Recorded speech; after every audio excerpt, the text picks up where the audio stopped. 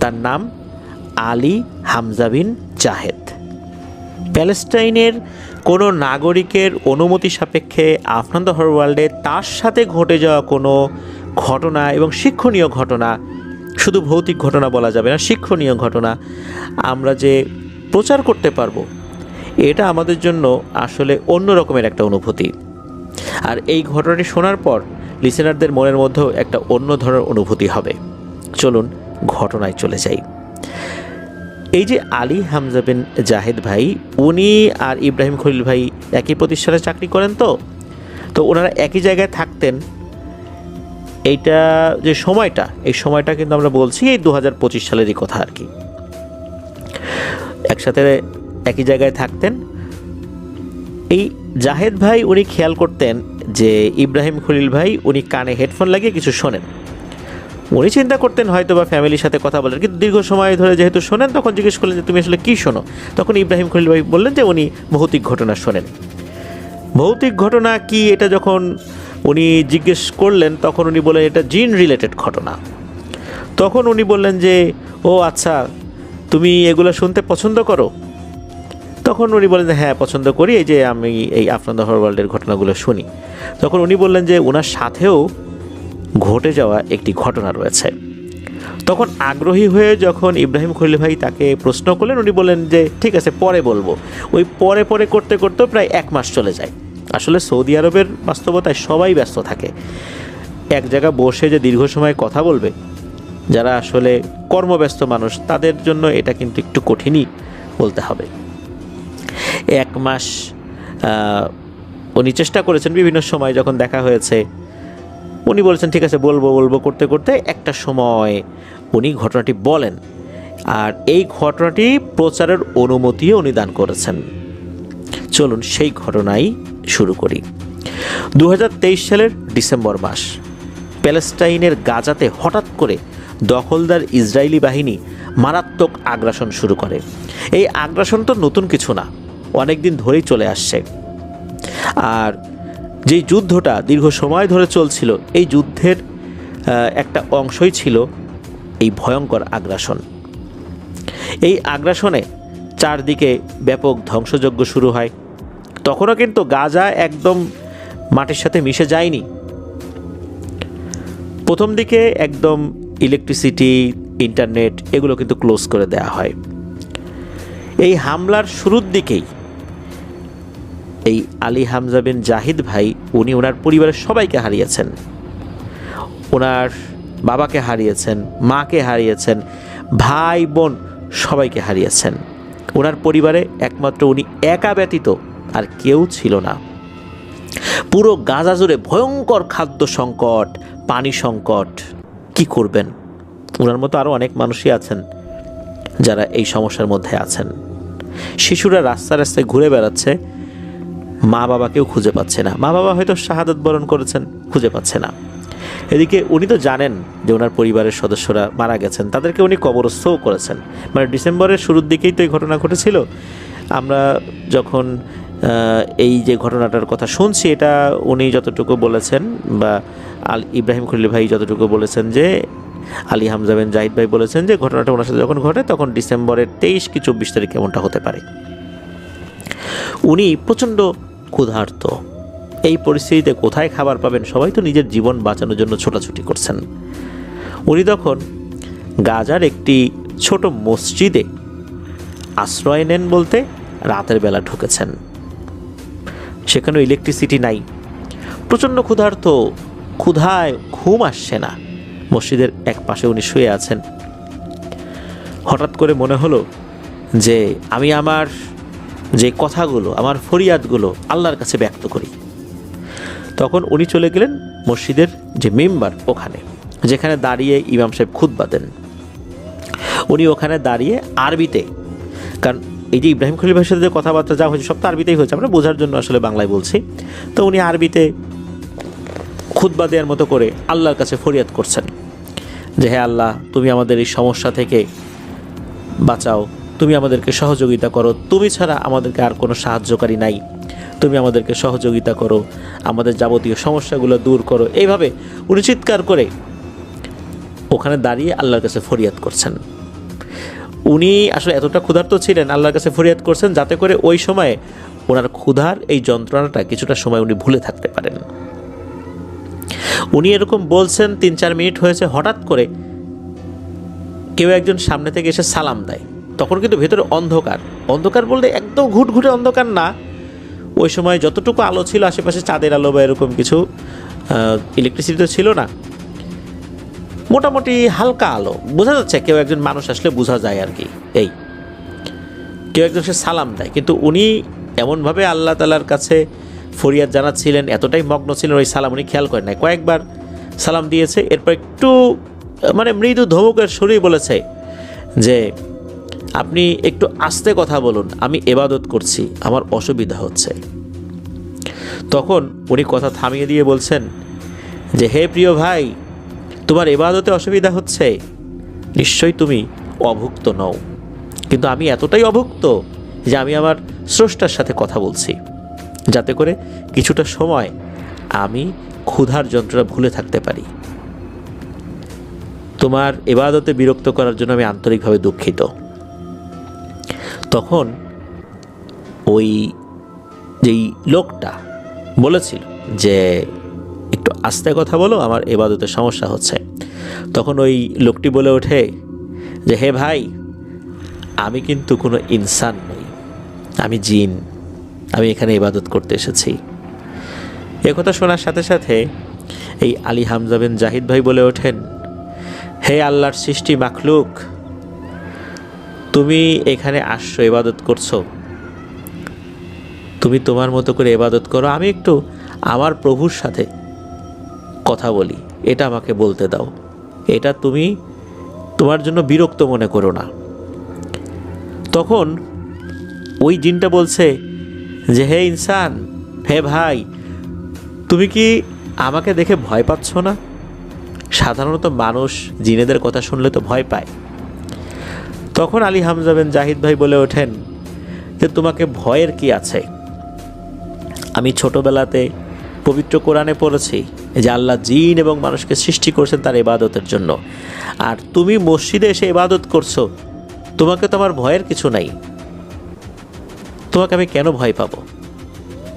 এই কথা শোনার সাথে সাথে ওই জিনটা বলে উঠছে যে হে আমার ভাই, তুমি ক্ষুধার্ত, আমি তোমার জন্য যদি কিছু খাবারের ব্যবস্থা করি, তুমি কি নেবে? তখন উনি বলে ওঠেন, হ্যাঁ আমি অবশ্যই নেব, কারণ আমি প্রচণ্ড ক্ষুধার্ত, আল্লাহই হয়তোবা তোমাকে আমার কাছে পাঠিয়েছেন। তখন উনি বলে ওঠেন যে তোমার বাসা কোথায় বলবা? তখন বলেন যে আমার বাসা এই জায়গায়, ওই পাশে কোনো একটা জায়গার কথা বলেছেন, একটা জায়গার কথা আর কি ওই সময় বলেছিলেন। তখন ওই জিনটা বলেছেন যে তুমি তোমার বাসায় চলে যাও, তোমার বাসায় গেলে যেখানে খাবার থাকে ওইখানে গেলেই তুমি সেখানে কিছু খাবার দেখতে পাবে। তখন জাহেদ ভাই বলেছিলেন যে সেখানে যাওয়ার মতো অবস্থা তো নেই, সেই জায়গা তো অনেকটাই ধ্বংসপ্রাপ্ত, সেখানে গেলে আমার মৃত্যু ঝুঁকি রয়েছে, ওখানে অভিযান চলছে, যে কোনো সময় বিপদ আপদ হতে পারে, তারপরে ফাইটার প্লেন থেকে বোম্বিং হতে পারে, ওখানে যাওয়ার তো আসলে সুযোগ নেই। তখন ওই জিনটা বলে আচ্ছা ঠিক আছে, তুমি মেম্বার থেকে নেমে এসো, এক পাশে শান্ত হয়ে বসো, আমি তোমার জন্য খাবার নিয়ে আসছি। এরপর জাহেদ ভাই উনি নিচে নেমে একটা জায়গায় বসেন। এরপর অল্প সময়ের মধ্যেই ওই জিনটা চলে আসে। তার চেহারা খুব ভালো করে দেখছেন না, তবে জিনটা যখন চলে আসে, সে যে খাবার নিয়ে এসেছিল খাবারটা বোঝা যাচ্ছিল যে এখানে খাবার রয়েছে।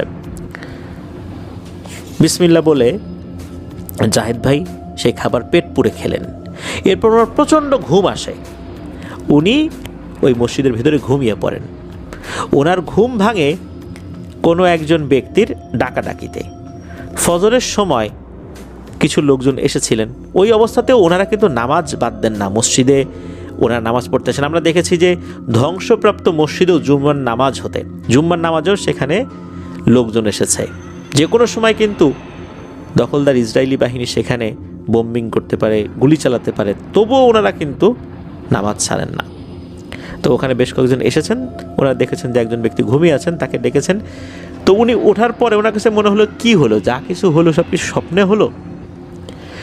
উনি একটা জিনিস ফিল করলেন, সেটা হচ্ছে যে ওনার পেট একদম ভরা, আর উনি যে খাবার খেয়েছিলেন সেই খাবারের গন্ধও কিছুটা মনে হচ্ছে হাতে লেগে আছে। তবে মুখে খাবারের কোনো উচ্ছিষ্ট নাই, হাতেও নাই, সব কিছু পরিষ্কার পরিচ্ছন্ন। উনি যেখানে খেয়েছেন সেখানেও কোনো খাবারের চিহ্ন নাই। কেননা ওই সকালে বলতে ওই ভোরবেলা যারা এসেছেন তারা হাতে করে আলোর কিছু উৎস নিয়ে এসেছিলেন, যার কারণে ওই আলোতে সব কিছু দেখা যাচ্ছিল। এই ঘটনার পর সমগ্র গাজা জুড়ে তো তীব্র খাদ্য সংকট দেখা দেয়।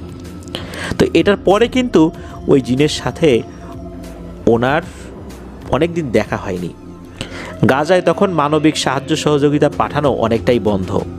তারপরও বিভিন্ন জায়গা থেকে অনেক কষ্টে যে সাহায্য সহযোগিতা আসছিল, বিভিন্ন জায়গায় রিফিউজি ক্যাম্প করে খাবার দেওয়া হচ্ছিল, আমরা বিভিন্ন সময় দেখি না, তো ওইভাবে কিন্তু খাবার দেওয়া হচ্ছিল। উনি ওইভাবেই কিছু কিছু খাবার সংগ্রহ করে জীবন ধারণ করেছিলেন। এর কিছুদিন পর উনি সৌদি আরবে চলে আসেন।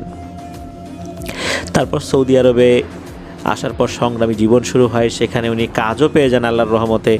আস্তে আস্তে অল্প সময়ের মধ্যে উনি ভালো বেতনও মোটামুটি পেয়ে যান। কারণ ওখানে প্যালেস্টাইনের যারা নাগরিক, গাজার নাগরিক যারা ওই সিচুয়েশনে চলে আসছেন, আল্লাহ তাদেরকে এই জায়গায় নিয়ে আসছেন, সবাই তাদেরকে খুবই ভালোবাসে, সম্মান করে। তারা অন্যদের থেকে অনেক সম্মানিত ব্যক্তি হিসাবে সকলের কাছে পরিগণিত হন। আর তাদের আচার আচরণও নাকি অন্যরকম। তাদের কথাবার্তা, তাদের ইমানি চেতনা, তাদের হাঁটা চলা সব কিছু অন্যরকম। মানে তাদেরকে দেখলেই মনে হয় যে আসলে আমরা যারা মুসলিম বলে দাবি করি, আমরা যারা সালাত আদায় করি, আসলে কি আমাদের সালাত কবুল হয় আল্লাহর দরবারে? আসলে কি এই ব্যক্তিদের মতো ঈমানওয়ালা আমরা হতে পারছি? মানে তাদেরকে দেখলে নাকি এরকমটা মনে হয়। তো যাই হোক, এই প্রসঙ্গে উনি যখন কথা বলেন, উনি বলেন যে এর বেশ কিছুদিন পর স্বপ্নের মধ্যে ওই জিনটা আবার তার সাথে দেখা করতে আসে। এসে বলছে যে আলহামদুলিল্লাহ, তুমি ভালো আছো, তুমি যে তোমার পরিবার হারিয়েছ এর জন্য কি তোমার মনে কষ্ট লাগে না? তখন উনি বলেন আলহামদুলিল্লাহ, সুম্মা আলহামদুলিল্লাহ। এই ভূখণ্ডের জন্য আমাদের পূর্বপুরুষরা অনেক ত্যাগ করেছেন, অনেকে শাহাদাত বরণ করেছেন, অনেকের পরিবার একদম নিশ্চিহ্ন হয়ে গেছে। আমার পরিবারে তো তাও আমি বেঁচে আছি আলহামদুলিল্লাহ। আমার পরিবারের সবাইকে আল্লাহ তাআলা শহীদ হিসাবে কবুল করুন। আল্লাহ তাআলা এর মধ্যেই হয়তো বা কোনো কল্যাণ রেখেছেন, এটা নিয়ে আমি কোনো আফসোস করি না, আমার কোনো অভিযোগ নাই। তবে আমার মনে খুব একটা ইচ্ছা।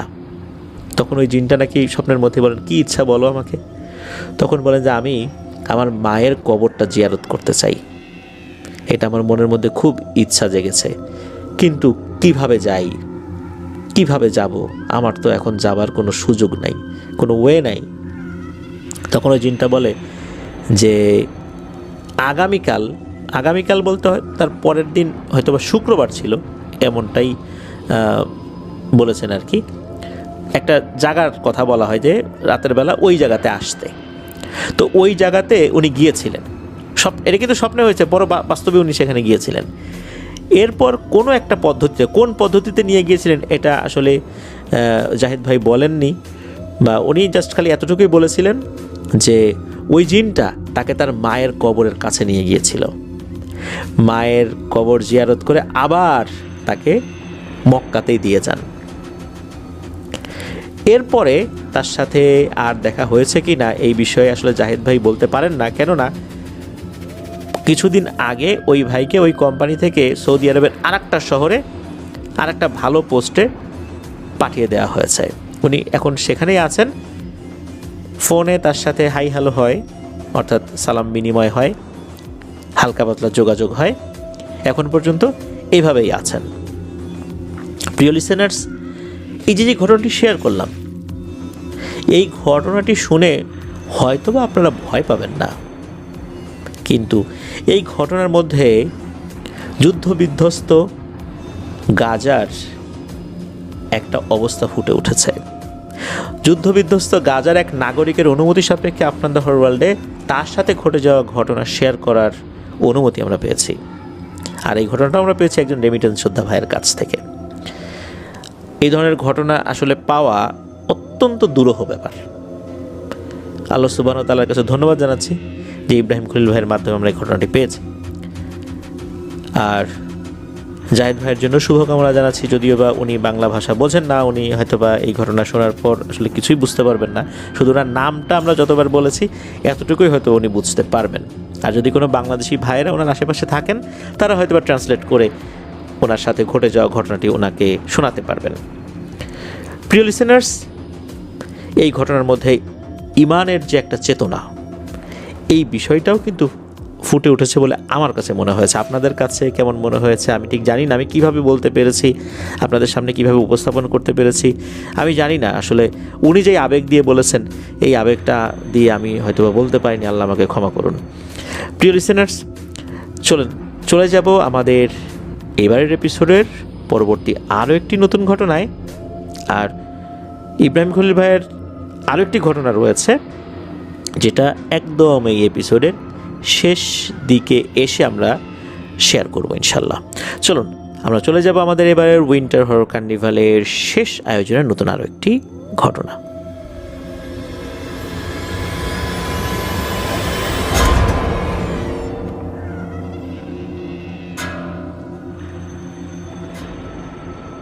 প্রিয় লিসেনার্স, এখন যে ঘটনাটি আপনাদের সাথে শেয়ার করব, এই ঘটনাটি আমি কিছুদিন আগে একটা জায়গায় বলেছিলাম।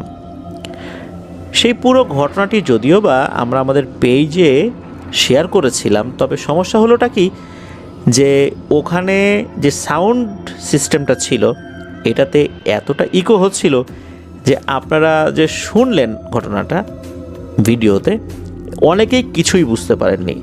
এমন একটি ঘটনা আপনারা বুঝতে পারেননি। যখন আপনারা বিভিন্নভাবে জানালেন আমাদেরকে, তখন মনে হলো এই ঘটনাটি আবার আমি শেয়ার করি, যেহেতু অনেকেই ঘটনাটি বুঝতে পারেন নাই সাউন্ডের কারণে। আমার মনে হয় এই ঘটনাটি শোনার পর আমরা আমাদের বর্তমান যেই সমাজ ব্যবস্থা রয়েছে, পারিবারিক জীবন রয়েছে, এই ঘটনাটা শোনার পর আপনারা এটার সাথে অনেক কিছু মেলাতে পারবেন এবং সতর্ক হতে পারবেন। ঘটনাটি আমি সংগ্রহ করেছি এটা বললেও ভুল হবে, কেননা ঘটনাটি ভিন্নভাবে আমার কাছে চলে এসেছে, ইমেল আকারেও আসেনি, অন্যভাবে চলে এসেছে।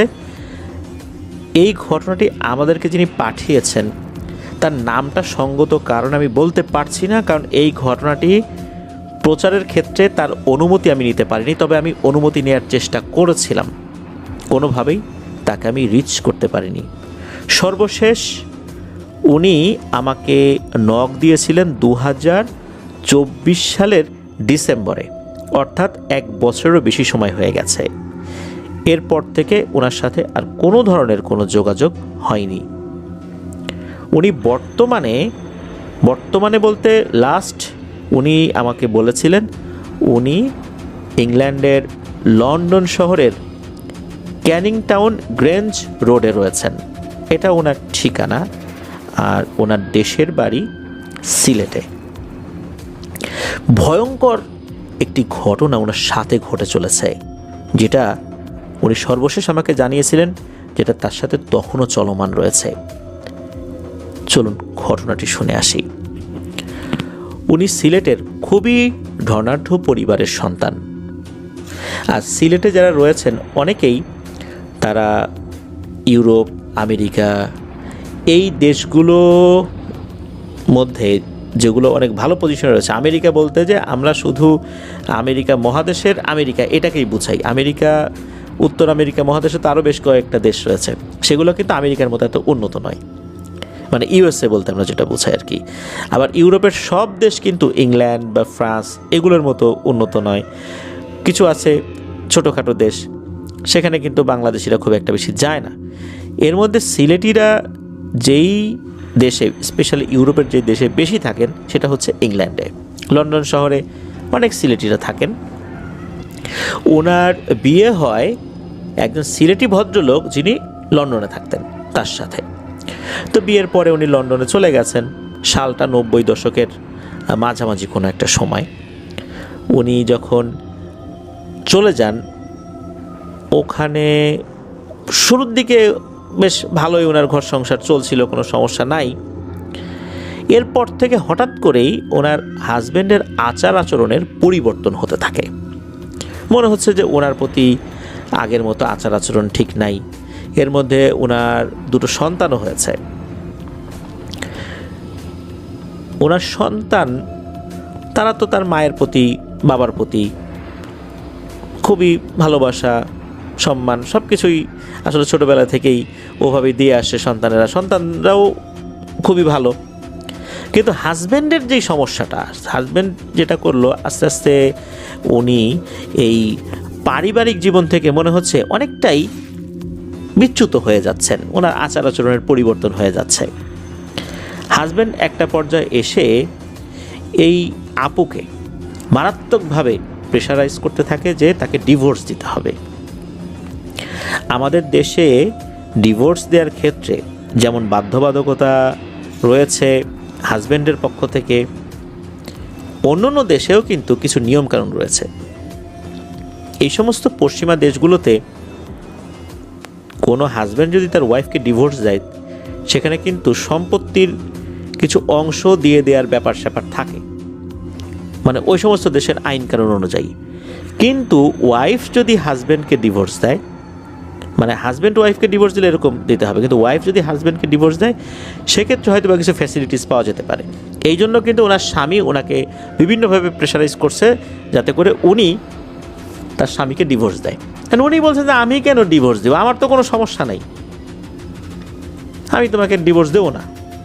কিন্তু ওনার স্বামী বলছে না, ডিভোর্স দিতেই হবে, কারণ উনি আসলে অন্য আর একটা মহিলার সাথে ইনভলভ হয়ে গেছেন।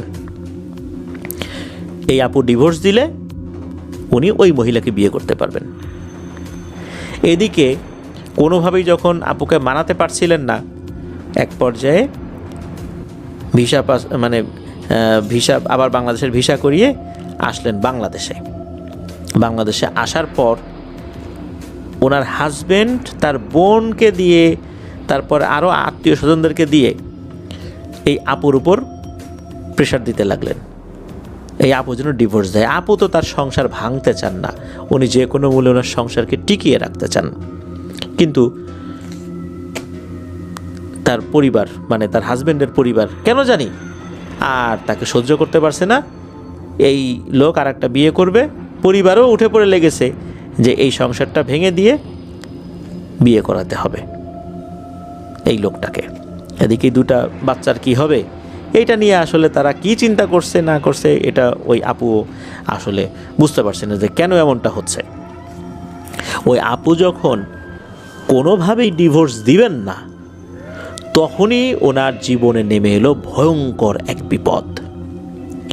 ওনার হাজব্যান্ড বা ওই হাজব্যান্ডের পরিবার কার কাছ থেকে কি জাদু করেছে এটা জানা যায় না, তবে কোনো একটা ব্ল্যাক ম্যাজিক ওনার উপর করা হয়।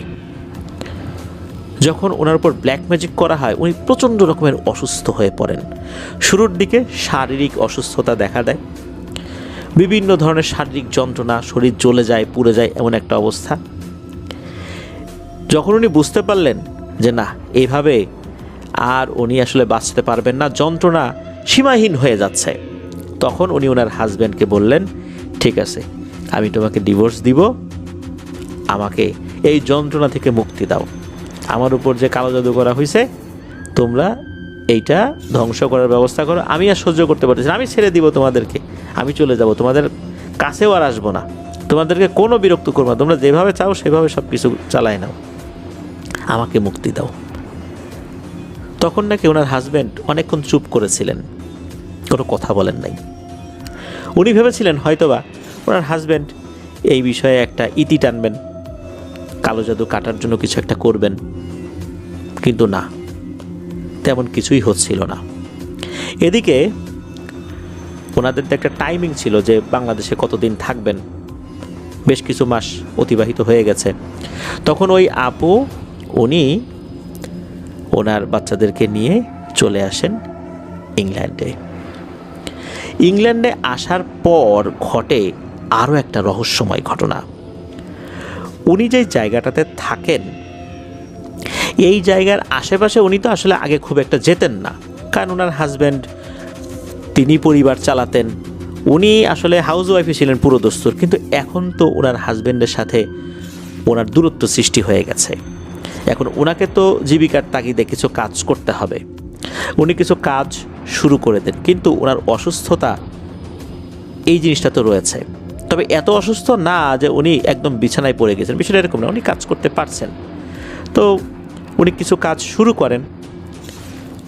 ওনার বাসা যেখানে, সেখান থেকে কিছুটা দূরে, মানে অনেকটা দূরে না, কিছুটা দূরে একটা বাজার রয়েছে। উনি কোনো কারণে ওই বাজারের দিকে গিয়েছেন, আগে কখনো ওখানে যান নাই।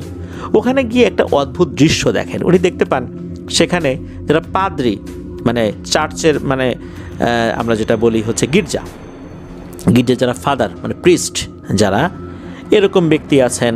আবার দেখা যাচ্ছে যে বৌদ্ধ ধর্মের যেরকম লোকজন আছে, মাথা সম্পূর্ণ টাক করা, তারপর তাদের এক ধরনের পোশাক রয়েছে, ওইরকম পোশাক পরা। আবার দেখা যাচ্ছে যে দাড়ি টুপিওয়ালা একজন হুজুর, একজন না বেশ কিছু হুজুরের মতো রয়েছে আর কি। আবার হিন্দু সাধু সন্ন্যাসীর মতো লোকজনও রয়েছে, তারা ওখানে ঘোরাফেরা করছে, একজন আরেকজনের সাথে কথা বলছে। তো এটা দেখে উনি মনে করলেন এটা মনে হয় কোনো ধর্মীয় এমন একটা প্লেস যেখানে সব ধর্মের লোকজন আসা যাওয়া করে। তো উনি যখন ওই দিকে যাচ্ছেন, হঠাৎ করে একটা অদ্ভুত বিষয় লক্ষ্য করলেন। উনি খেয়াল করলেন ওখানে যে ব্যক্তিরা রয়েছেন তারা সবাই এই আপুর দিকে অদ্ভুত দৃষ্টিতে তাকিয়ে আছেন। আজব বিষয়, এইভাবে সবাই তাকিয়ে আছে কেন?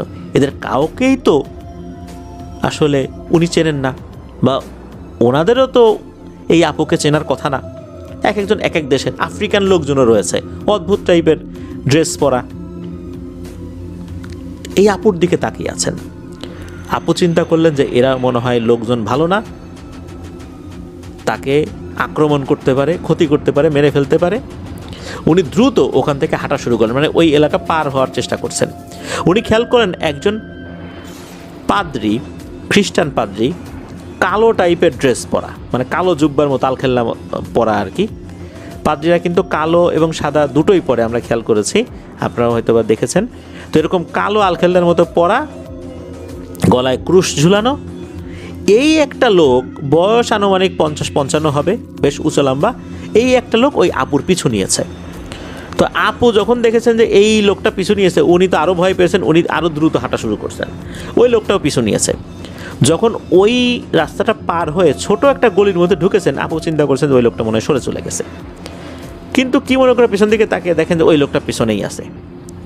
এবারে ওই লোকটা পিছন থেকে ডাকছে। আমরা যেরকম কোনো মানুষকে বা কোনো ভদ্র মহিলাকে বা কোনো বয়স্ক ভদ্রলোককে মা বা বাবা বলে অনেক সময় সম্মান করে সম্বোধন করি আর কি, ওরকম করে পিছন থেকে তাকে ডাকছে যে ও মা দাঁড়াও, মানে ইংরেজিতে ডাকছে আর কি, দাঁড়াও, আমি তোমার কোনো ক্ষতি করব না, তুমি ভয় পেও না, আমি তোমার সাথে একটু কথা বলবো, তোমার জন্য খুব দরকার সেই কথাগুলো, আমার জন্য না, তুমি একটু দাঁড়াও, তোমার সাথে আমার কথা আছে।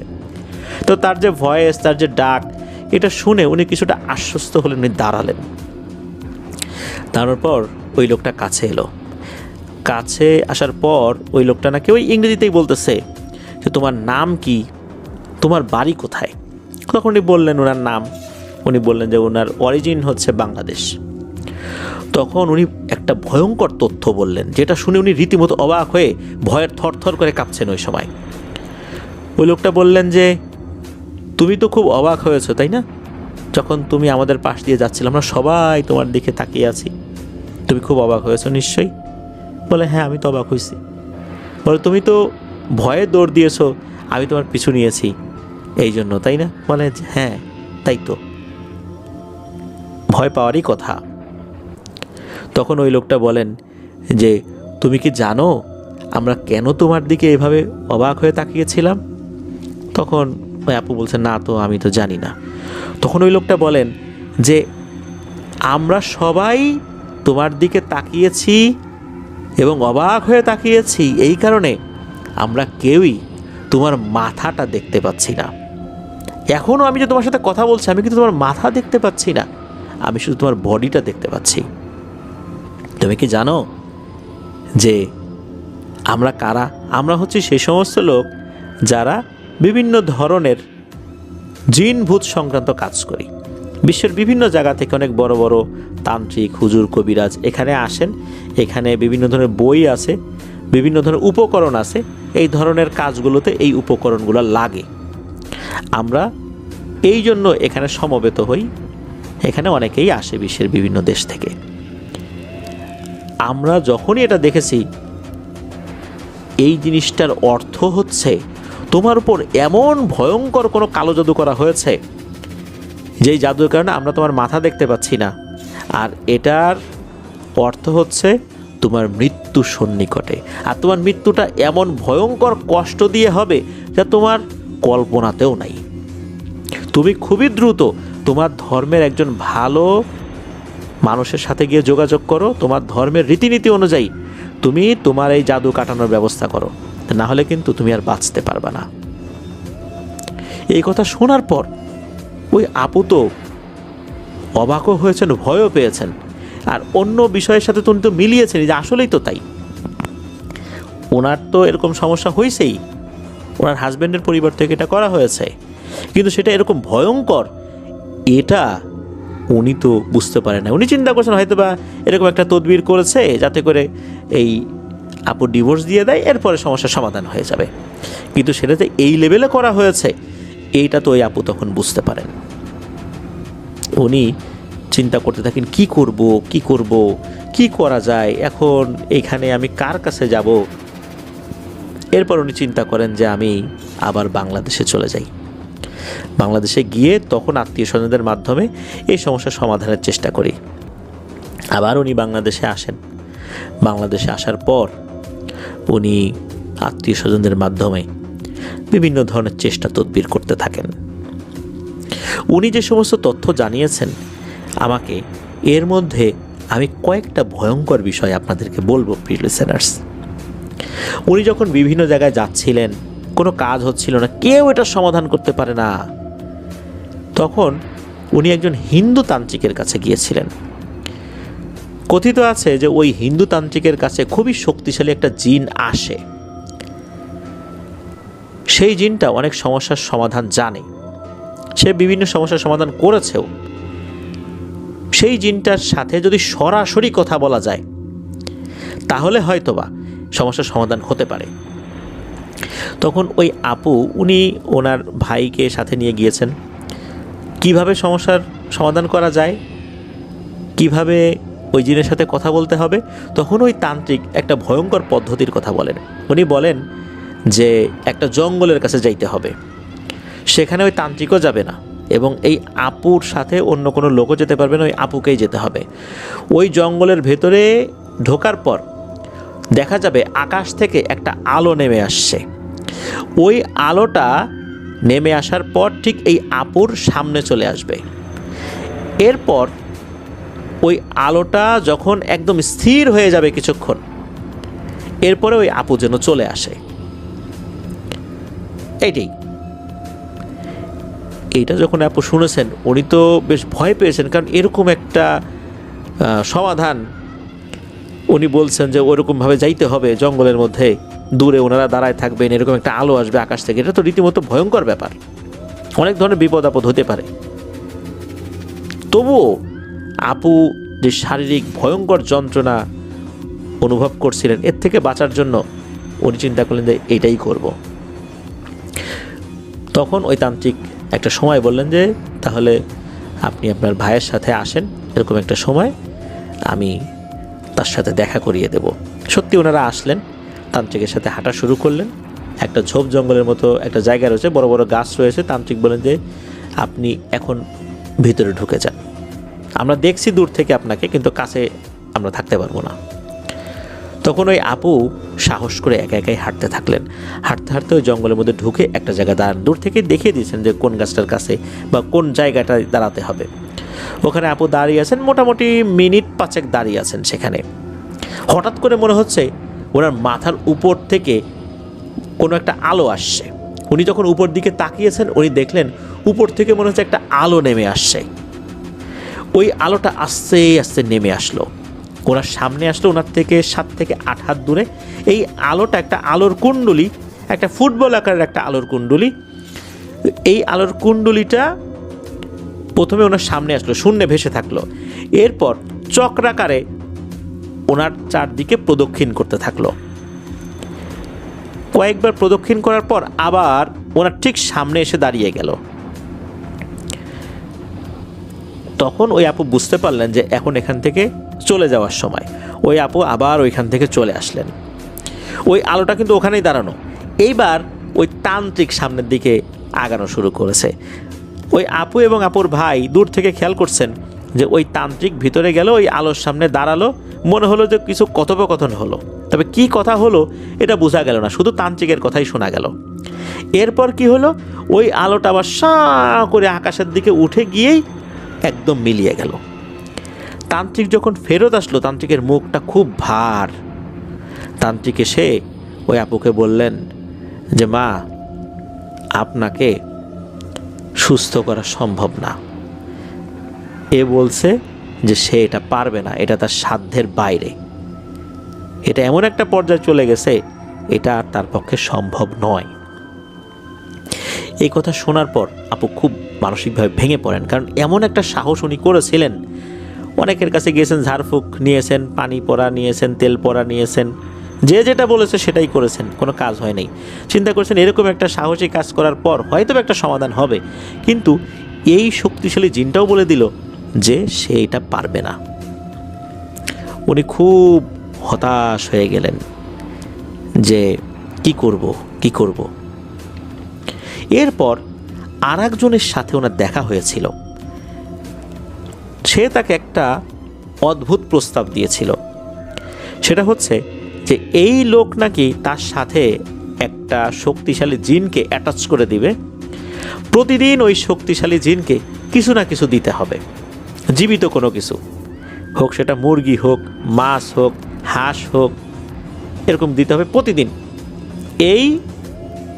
ওই আপুকে এই সমস্যা থেকে নাকি রক্ষা করবে। ওই আপু উনি বাঁচার জন্য অনেক মরিয়া হয়েছিলেন যে আমি এই যন্ত্রণা থেকে মুক্তি চাই, কিন্তু উনি এই প্রস্তাবে সরাসরি নাকচ করে দেন। এই প্রস্তাবে একদম ডিরেক্ট না, বলে না, এটা আমি করতে পারবো না। আমার সাথে এরকম একজন জিনিস থাকবে আর তাকে প্রতিনিয়ত আমাকে ভোগ দিতে হবে।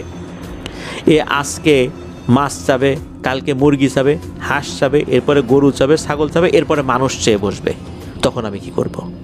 আর এভাবে তো দেয়াটা ঠিক হবে না। আমি মরি বাঁচি, কিন্তু এই কাজ আমি করতে পারবো না। উনি এই জিনিসটা সরাসরি নাকচ করে দিয়েছিলেন।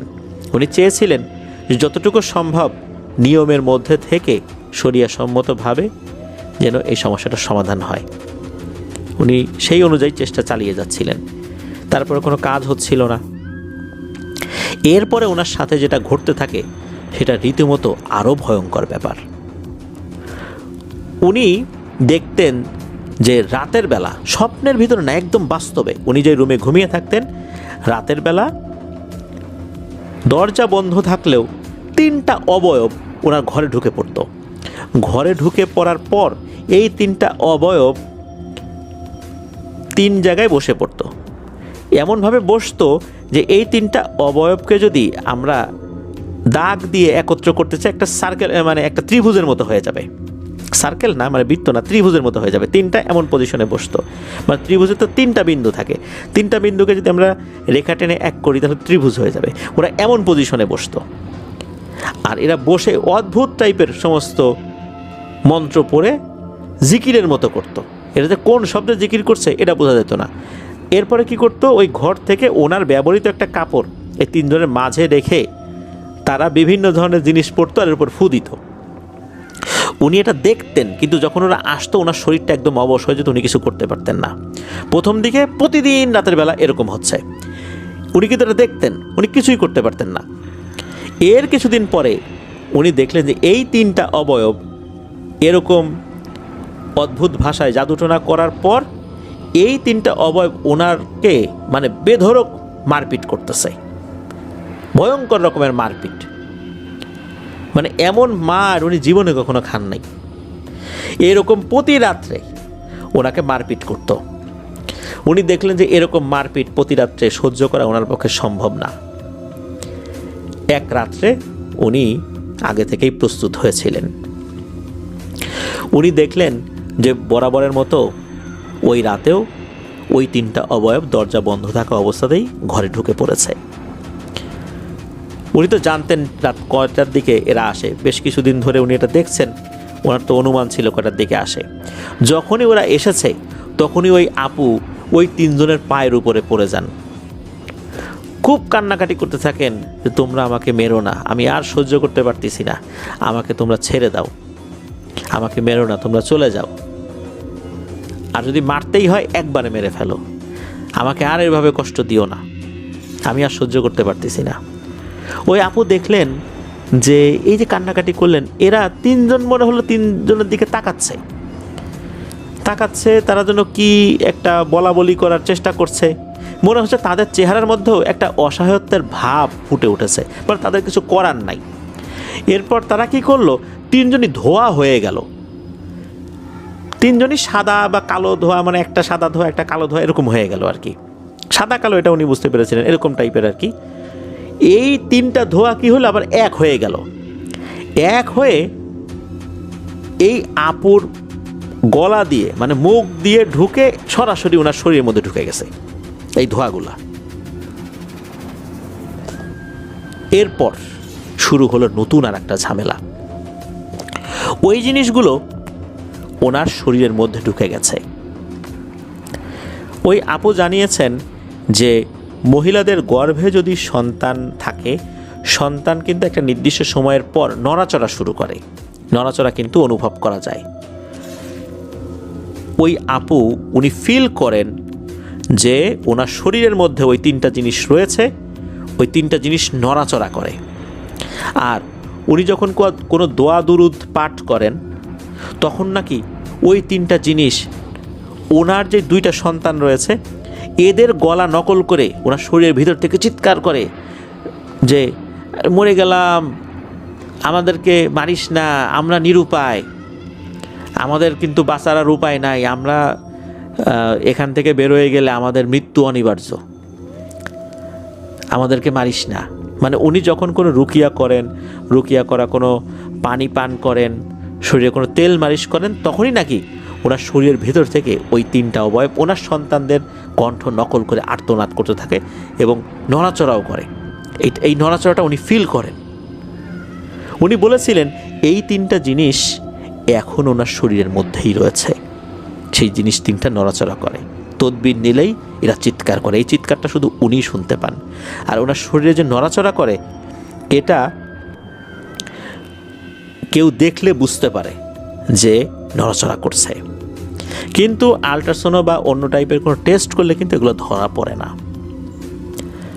সর্বশেষ উনি যেটা জানিয়েছিলেন সেটা হচ্ছে যে ওনার পায়ের নিচ থেকে আস্তে আস্তে আস্তে আস্তে অবশ হতে শুরু করছে, আস্তে আস্তে এই অবশ হওয়ার ভাবটা শরীরের উপর দিকে উঠে আসছে।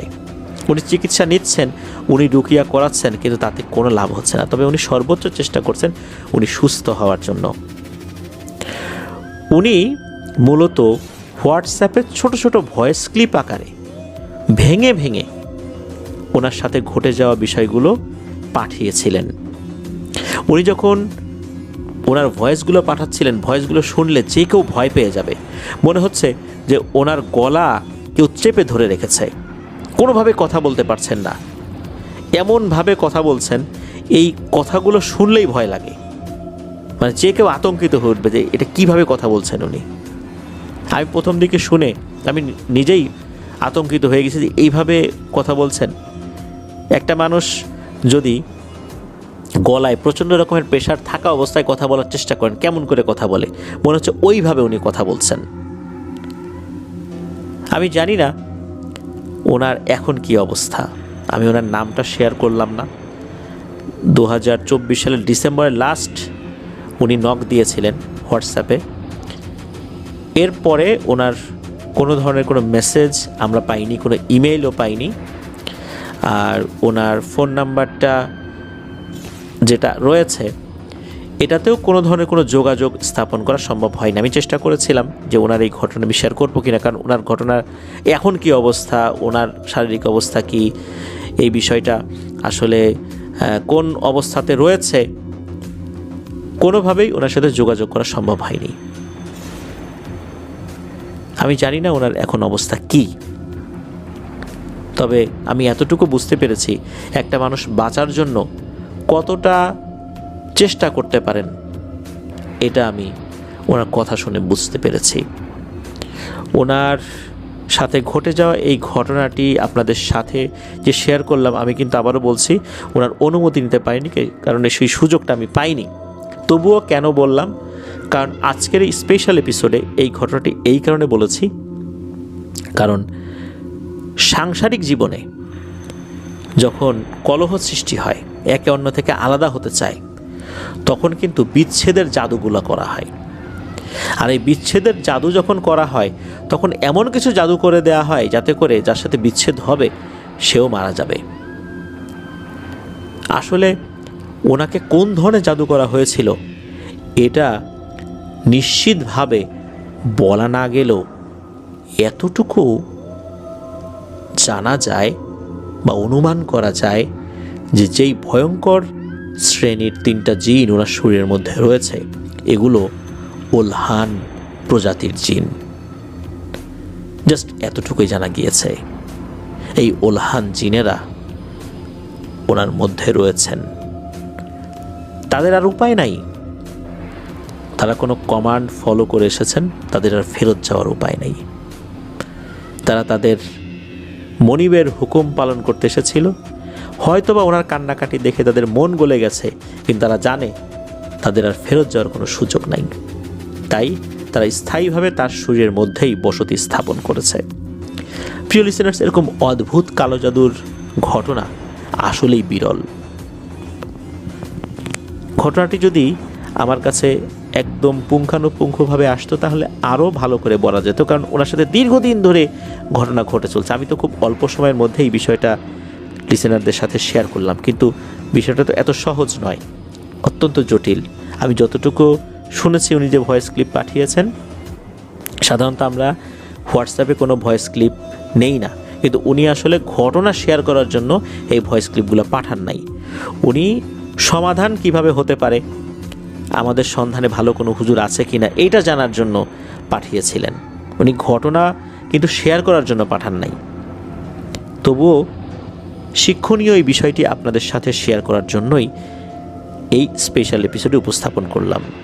আল্লাহ আমাদেরকে নিরাপদে রাখুন, কালো জাদু, হিংসা, বদনজর থেকে হেফাজত করুন। প্রিয় লিসেনার্স, চলুন চলে যাব আমাদের এবারের এপিসোডের পরবর্তী আরও একটি নতুন ঘটনায়।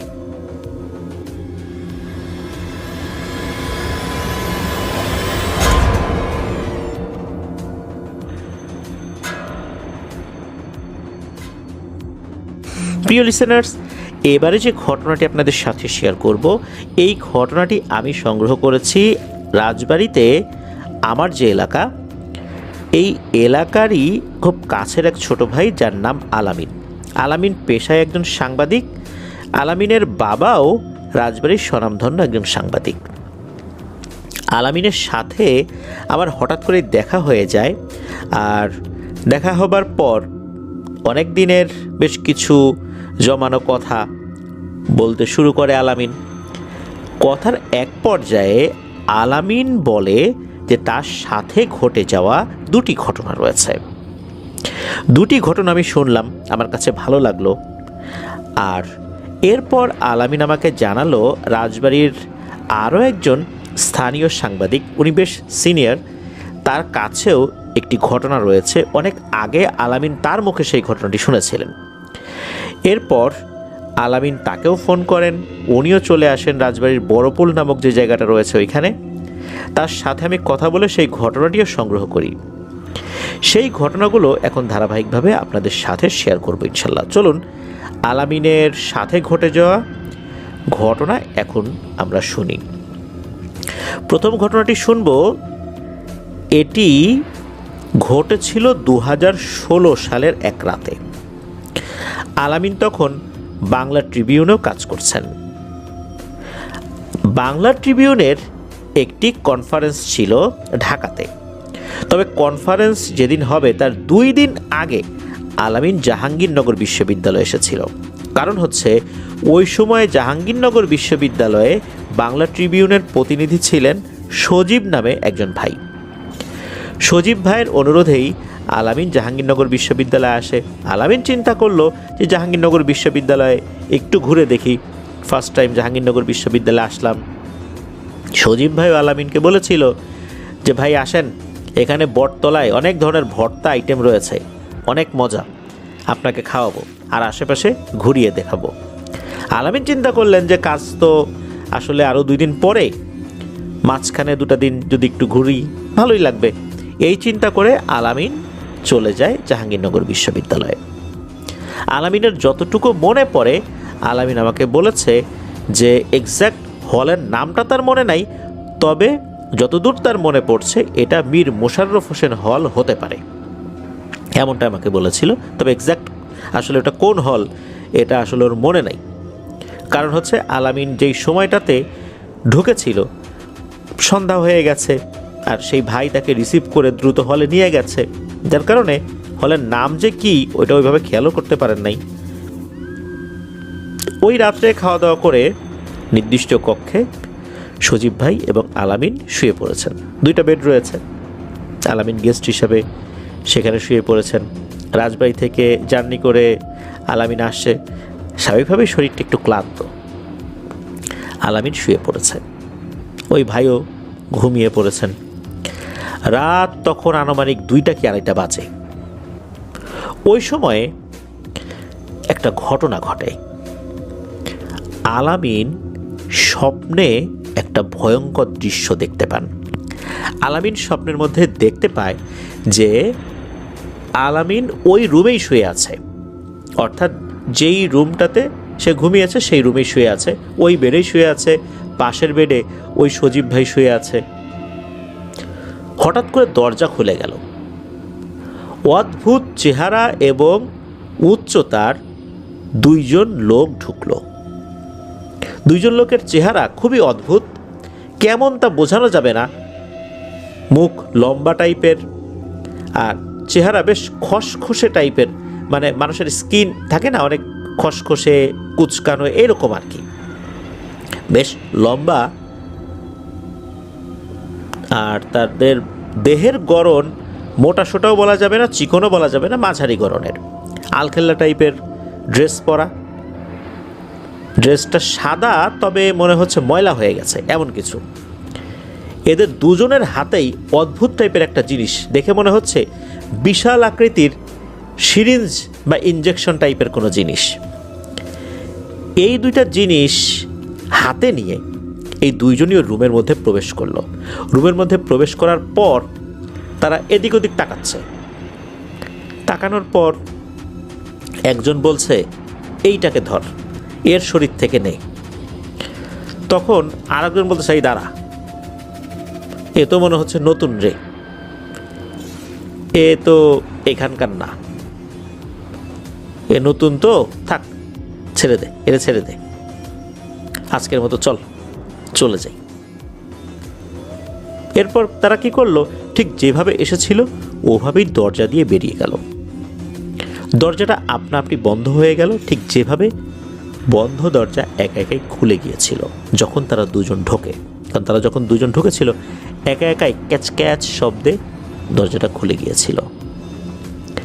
স্বপ্নের মধ্যে এই যে জিনিসটা দেখলো আলামিন, সে কিন্তু যেটা দেখলো মনে হচ্ছে এটা তার একদম চোখের সামনে ঘটছে, একদম বাস্তব। বাস্তবে যখন আমরা কোনো জিনিস দেখি যেমন অনুভূতি হয়, ঠিক তেমন। যখন এই 2জন ঘর থেকে বেরিয়ে গেল এবং দরজাটাও আবার ক্যাচ ক্যাচ শব্দে বন্ধ হয়ে গেল, আলামিন তখন জেগে ওঠে।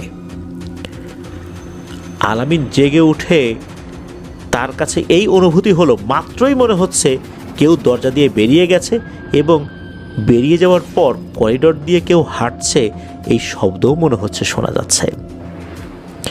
এই স্বপ্নটা দেখার সাথে সাথে আলামিন বেড থেকে নেমে পড়ে এবং পাশে শুয়ে থাকা সজীব ভাইকে ডাকতে থাকে।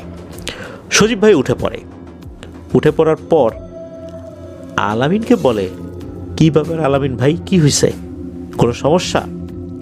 তখন আলামিন বলছে যে ভাই এখানে কোনো সমস্যা আছে, আমি এরকম এরকম দেখছি। তখন ওই সজীব ভাই বলে, ভাই আপনি ওটা দেখছেন? আমিও তো সেম জিনিসটা দেখলাম মাত্র স্বপ্নে। কিছু একটা আসলো, বিশাল আকৃতির সিরিঞ্জ টাইপের কিছু জিনিস নিয়ে, মনে হচ্ছে ওটার মধ্যে আমাদের শরীরের সমস্ত রক্ত ভরে ফেলবে, তারপর তারা চলে যাবে। কিন্তু একই রকমভাবে তারাও বেরিয়ে চলে গেল। আলামিন এটা শুনে খুবই অবাক হয় যে একই জিনিস, একই স্বপ্ন, একই সময়ে দুজন দেখল। আর ওই দুইজন কে ছিল? অদ্ভুত ব্যাপার। আলামিন এতটা ভয় পেয়েছিল, সারা রাতও ঘুমাতে পারে নাই। ও শুধু অপেক্ষায় ছিল কখন সকাল হবে আর এখান থেকে বেরোবে। যখন সকাল হয়ে যায় তখন দ্রুত আলামিন ব্যাগ গুছিয়ে ঢাকাতে তার এক আত্মীয় বাড়িতে চলে আসে, কারণ ওইখানে থাকার মতো অবস্থা তার আর ছিল না, এতটা ভয় পেয়েছে রাতের বেলা।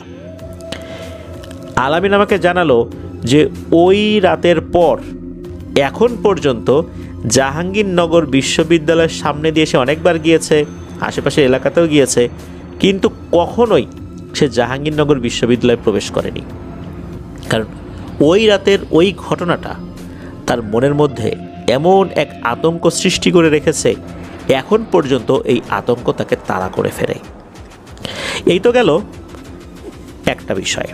এবার আসি যে ঘটনাটা, এটা 2023 সালে আলামিনের সাথে ঘটেছিল। আলামিনের যে শ্বশুর বাড়ি, এই জায়গাটা রাজবাড়ী কুষ্টিয়া যে মহাসড়কটা রয়েছে, এই জায়গার একটা বিশেষ স্থান রয়েছে, ওখানে একটা কলেজ রয়েছে, আহমদ আলী মৃধা কলেজ। রাজবাড়িতে যারা আছেন তারা এই কলেজটা চেনেন। আর ওই রাস্তা দিয়ে যারা চলাচল করেন অথচ রাজবাড়ির বাসিন্দা নন, তারাও হয়তোবা এই কলেজটা খেয়াল করেছেন। মেইন সড়কের পাশেই। রাজবাড়ি থেকে কুষ্টিয়াতে যাওয়ার সময় হাতের ডান পাশে পড়ে, আর কুষ্টিয়া থেকে রাজবাড়িতে ঢোকার সময় হাতের বাম পাশে পড়ে। এই কলেজের পাশেই এই আলামিনের শ্বশুরবাড়ি। আলামিন ওই এলাকার একজন ব্যক্তিকে চিনতেন, মধ্যবয়স্ক একজন ভদ্রলোক, যিনি একটা মোটরসাইকেলের শোরুমে চাকরি করতেন। আলামিনের যতটুকু মনে পড়ে, আলামিন আমাকে জানিয়েছেন যে সেই মোটরসাইকেলের শোরুমটার নাম ছিল রিয়াদ মোটরস। সেখানে উনি চাকরি করতেন, এমনটাই তার মনে পড়ে। আলামিন যখন বিভিন্ন সময় আসা যাওয়া করতেন, রাস্তাঘাটে দেখা হতো। আর যেহেতু আলামিন সাংবাদিকতা পেশায় দীর্ঘদিন ধরে আছে, এখনও আছে, তো আলামিন মাঝে মাঝে ওই ব্যক্তিকে দেখতেন, কাকা কেমন আছেন, এরকম চলাফেরার পথে কুশল বিনিময় হতো। একবার হলো কি, আলামিন হঠাৎ করে জানতে পারলেন এই যে যিনি ভদ্রলোক, উনি রাতের বেলা উনি যখন বাড়িতে ফিরছিলেন তখন ওই আহমদ আলী মৃধা কলেজের কাছে এসেই উনি মারাত্মক এক সড়ক দুর্ঘটনায় পতিত হন। উনি ওনার সাইকেল নিয়ে সম্ভবত উনি ইউটার্ন নিতে গিয়েছিলেন কোনো জায়গায়, তখনই অপোজিট পাশ থেকে আসা কোনো দ্রুতগতির যানবাহন তাকে চাপা দেয়। ঘটনাস্থলেই উনি নিহত হন। আলামিন এটা যখন জানলেন তখন তার কাছে খুব খারাপ লেগেছিল, কারণ ওনাকে হরহামেশাই দেখতেন, কথা হতো। আর তার শ্বশুরবাড়ির এলাকারই লোক। এটা যখন হলো এর প্রায় 3 থেকে 4 দিন পরের ঘটনা। আলামিন এক রাতে শ্বশুর বাড়িতে যাচ্ছিলেন, তখন আলামিনের স্ত্রী তার বাবার বাড়িতেই ছিলেন। এই জন্য আলামিন চিন্তা করলেন যে রাত্রে শ্বশুরবাড়িতে যাই, যেহেতু তার ওয়াইফ ওই সময় আলামিনের শ্বশুরবাড়িতে অবস্থান করছে। তো আলামিন বাইক নিয়ে যাচ্ছিল। আলামিন যেই রাস্তা দিয়ে যাচ্ছিল, এই রাস্তাটা কিন্তু ওই মহাসড়কের রাস্তাটা না, মূলত ওই রাস্তায় ওঠার জন্য ভবানীপুর নামক একটা জায়গা রয়েছে, ওই জায়গার ভেতর দিয়ে একটা সাব রোড রয়েছে। এই রোড দিয়েও কিন্তু সরাসরি এই রাজবাড়ী কুষ্টিয়া মহাসড়ক যেটা, এটাতে পৌঁছানো যায়। আলামিন ওই রাস্তা দিয়ে বাইক চালিয়ে যাচ্ছিল। রাত তখন 11:30 12টা এরকম একটা সময় হতে পারে আর কি বলে আলামিন ধারণা করেন আর কি। তো আলামিন বাইক নিয়ে যখন ওই রাস্তার শেষ দিকে যখন চলে আসছে, মানে তখন মেইন মহাসড়কে উঠবে, ঠিক তখন দেখতে পায় ওই যেই লোকটা মারা গেছে সড়ক দুর্ঘটনায়, ওই লোকটা রাস্তার একপাশে বসে আছে। তাকে খুবই ভালো মতো আলামিন দেখতে পেরেছিল, কারণ আশেপাশে পর্যাপ্ত লাইট রয়েছে, সেই আলোতে খুব ভালোভাবেই তাকে আলামিন চিনতে পেরেছে। আলামিন যখন তাকে দেখলো, তাকানোর পর তখন মনে হলো যে ওই লোকটা তার দিকে তাকালো না। তা আলামিন চিন্তা করলো একটু কুশল বিনিময় করবো, যেহেতু ওই লোকটা তার দিকে ওইভাবে তাকায় নাই, এই জন্য আলামিনের আর কুশল বিনিময় করা হয় নাই, কারণ আলামিনও বাইক চালাচ্ছিল আর ওই রাস্তার শেষ স্থান তো, তখনই মেইন মহাসড়কে উঠবে, আশেপাশে তো ডানে বায়ে খেয়াল করে উঠতে হবে, কারণ রাত্রেবেলা ওই সময় দ্রুতগতির যানবাহনগুলো চলাচল করে, বিশেষ করে নাইট কোচগুলো এগুলো চলাচল করে, ট্রাকগুলো চলাচল করে, এই জন্য ডানে বায়ে খেয়াল করে উঠতে হবে, একটু বেখেয়াল হলেই কিন্তু বিপদ। এই জন্য আলামিন ডানে বায়ে খেয়াল করে সে বাইকটা নিয়ে একটানে শ্বশুরবাড়িতে যখন ঢুকবে, তখন মনে পড়ে, আরে আমি এটা কাকে দেখলাম, এটা তো সেই লোক যে কিনা কয়েকদিন আগেই ঠিক এই জায়গাতে সড়ক দুর্ঘটনায় মারা গিয়েছে। এই লোকটা এখানে কিভাবে আসলো? আমি তো শিওর যে এইটাই সে, কোনোভাবেই অন্য লোক হওয়ার কথাই না, কারণ এই লোকটার সাথে তার অনেক দিনেরই পরিচয়, কথাবার্তা হয় টুকটাক, সুতরাং এটা তো অন্য কেউ হতে পারে না। এটা চোখের ভুল যে সে দেখেছে, এটাও আসলে আলামিন মানতে নারাজ। আলামিন চিন্তা করলো, আচ্ছা আমি কি একটু গিয়ে দেখবো যে ওখানে আসলে অন্য কেউ বসে আছে কিনা, মনের মধ্যে খটকা লাগছে। যেহেতু জায়গাটা খুব কাছাকাছি ছিল, আলামিন তৎক্ষণাৎ তার বাইকটা ঘুরিয়ে রাস্তার অপোজিট পাশ থেকেই দেখার চেষ্টা করলো যে ওখানে কেউ বসে আছে কিনা। মাত্র কয়েক মিনিটের ব্যবধান, আলামিন দেখলো ওখানে কেউ নেই। আলামিনের মনের মধ্যে এখনও একটা প্রশ্ন তাড়া করে ফেরে, ওই রাতে আলামিন রাস্তার উপর কাকে বসে থাকতে দেখেছিল। হঠাৎ করে ওই লোকটা ওখানে বসে আছে যেই সময়টাতে আলামিন ওই দিক দিয়ে বাইক নিয়ে যাচ্ছে, কারণটা কি? এটার কোনো উত্তর আলামিন আর খুঁজে পায়নি। আর জাহাঙ্গীরনগর বিশ্ববিদ্যালয়ে ওই রাত্রে যে দুটো অবয়ব এসেছিল, এই দুটো অবয়ব হাতে যে সিরিঞ্জের মতো করে দুটো জিনিস নিয়ে এসেছিল, এগুলো দিয়ে রক্ত শরীর থেকে টেনে নেবে এমনটাই মনে হচ্ছিল। কিন্তু এই দুটো জিনিস, এটা দিয়ে শরীরের রক্ত টেনে নিতে তারা চেয়েছিল, কারণটা কি? আর ওই রুমে ঢোকার পর তারা যখন কথা বলছে যে না এরা নতুন, এটা নতুন, এটা থাক দরকার নাই, আবার চলে গেল, একই স্বপ্ন দুইজন কিভাবে দেখলো? এই প্রশ্নটা আলামিনের আজও মনের মধ্যে তাড়া করে ফেরে। যদিও বা এই সমস্যার কারণে আলামিনের শারীরিক কোনো সমস্যা হয়নি, কোনো ঝাড়ফুঁকও করাতে হয়নি, তাই এই বিষয়টি নিয়ে সে যে অনেকের সাথে শেয়ার করেছে বিষয়টা এরকমও না। তবে আলামিন আমাকে বলেছিল যে এই দুটো ঘটনা আমি চাইলে শেয়ার করতে পারি, এই জন্যই আলামিনের অনুমতি নিয়ে আমি ঘটনা দুটি আজকের এপিসোডে শেয়ার করলাম। আলামিনের আরেকটা নাম রয়েছে তানভীর, অনেকে তাকে তানভীর নামেও চেনেন, যেহেতু অনেকগুলো নিউজ সে কভার করেছে গাজী টিভিতে, এরপরেও আরও বেশ কিছু মিডিয়াতে সে কাজ করেছে, অনেকেই আলামিনকে চিনে থাকবেন, তানভীর নামেও চিনে থাকবেন। তো ধন্যবাদ আলামিনকে। প্রিয় লিসেনার্স, এখন আমি চলে যাব আলামিন যেই বড় ভাই যার সাথে আমি কথা বলেছিলাম তার কাছ থেকে যে ঘটনাটি আমি সংগ্রহ করেছিলাম সেই ঘটনায়। চলুন শুনে আসি সেই ঘটনাটি।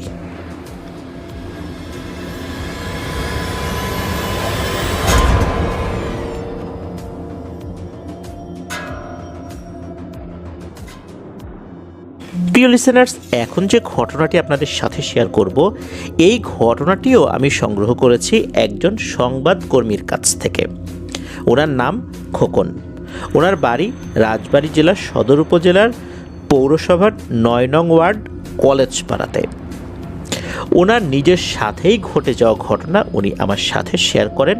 ওনার কাছ থেকে যখন আমি ঘটনা সংগ্রহ করছিলাম, সেই সময়ের একটি ছোট্ট ভিডিও ক্লিপও আমরা আমাদের পেজ এবং গ্রুপে শেয়ার করেছিলাম। চলুন সেই ঘটনা শুনে আসি। ওনার সাথে ঘটনা ঘটা শুরু হয় ১৯৯৮ সাল থেকে। শুরুটা থেকেই বলি, ১৯৯৮ সালে উনি ঢাকা থেকে রাজবাড়িতে আসছিলেন। তবে যেই গাড়িতে আসছিলেন, গাড়িটা সরাসরি রাজবাড়ির বাস ছিল না। উনি নেমে যান গোয়ালন্দ মোড়ে। গোয়ালন্দ মোড়েতে নেমে গেলেন। এখন রাজবাড়ির শহরে কিভাবে আসবেন? কারণ গোয়ালন্দ মোড় থেকে রাজবাড়ির শহরের দূরত্ব 10 কিলোমিটার প্রায়। এই পথ আসতে হলে ওই রাতের বেলা ওনাকে যেই কাজ করতে হবে সেটা হচ্ছে, ওই সময়ে বেবি ট্যাক্সি চলতো। এখন তো বেবি ট্যাক্সি নাই, ওই সময় চলতো। ওই বেবি ট্যাক্সিতে করে আসতে হবে। রাতের বেলা দেখা যায় যে রাজবাড়িতে যারা আসবেন তারা বিভিন্ন গাড়িতে উঠলেও গোয়ালন্দ মোড়ে নেমে যান। তখন এই যাত্রীদেরকে নিয়ে যাওয়ার জন্য কিন্তু ওই সময় বেবি ট্যাক্সি থাকতো, এখনও থাকে। এখন বিভিন্ন ধরনের অটোরিকশা থাকে, মাহেন্দ্র গাড়ি থাকে, এই গাড়িগুলো থাকে। কিন্তু ওই সময় কিন্তু এইগুলো ছিল না, যার কারণে এই বেবি ট্যাক্সিগুলোই তখন যাত্রী টানত। তো উনি যখন নামেন তখন দেখলেন যে আরও বেশ কিছু লোকজন ওই বেবি ট্যাক্সিতে বসে আছে। যাত্রী তখনও সেভাবে হয়নি, এই জন্য বেবি ট্যাক্সি চালক তখন ওই বেবি ট্যাক্সি স্টার্ট দেয়নি। খোকন ভাই যখন আসলেন তখন উনি দেখলেন যে আকাশের অবস্থাও ভয়াবহ রকমের খারাপ। ভয়ঙ্করভাবে যে কোনো সময় বজ্রসহ বৃষ্টি শুরু হয়ে যাবে। এখন কয়জন যাত্রী এখন লাগবে সেটা গোনা যখন ওনারা দিলেন, তখন দেখা গেল আরও ৩-৪ জন যাত্রী প্রয়োজন। এদিকে ঝড় বাদল তো উঠে আসছে, ঝড় বৃষ্টির রাত, যাত্রীর অপেক্ষায় থাকলে তো আর হবে না। এদিকে যিনি বেবি ট্যাক্সি চালক উনিও তো এই যাত্রী ফিল আপ না হলে ছাড়তে পারছেন না, তা না হলে ওনার লস হয়ে যাবে। তখন যাত্রীরা মিলে সিদ্ধান্ত নিলেন যে ওনার যাত্রী যে কয়েকজন শর্টেজ আছে তাদের ভাড়া ওনারা সবাই মিলে দিয়ে দিবেন, তবুও যেন তাড়াতাড়ি করে উনি ছেড়ে দেন। যখন এই বিষয়গুলো সেটেল হয়ে গেল তখন বেবি ট্যাক্সি চালক উনি বেবি ট্যাক্সি স্টার্ট দিয়ে রাজবাড়ির দিকে যাত্রা শুরু করলেন। রাজবাড়ির দিকে যখন যাত্রা শুরু করেছেন, এর 5 থেকে 7-8 মিনিট পরেই ঝুম বৃষ্টি নামা শুরু হয়েছে, আর সেই সাথে বিজলি চমকাচ্ছে। রাজবাড়িতে যখন রেলগেট পর্যন্ত এই বেবি ট্যাক্সি আসলো তখন এত বৃষ্টি, আর ইলেকট্রিসিটিও চলে গেছে, চারদিকে ঘুটঘুটে অন্ধকার। লোকজন যারা নামবেন তারা সবাই তো আর রেলগেট পর্যন্ত আসেন নাই, তারা আগে কয়েকটা জায়গায় স্টপেজ পরে সেখানে নেমে গেছে। আল্লাদিপুর আছে, শ্রীপুর আছে, তারপর বড়পুল আছে, তো এই জায়গাগুলোতে নেমে গেছেন।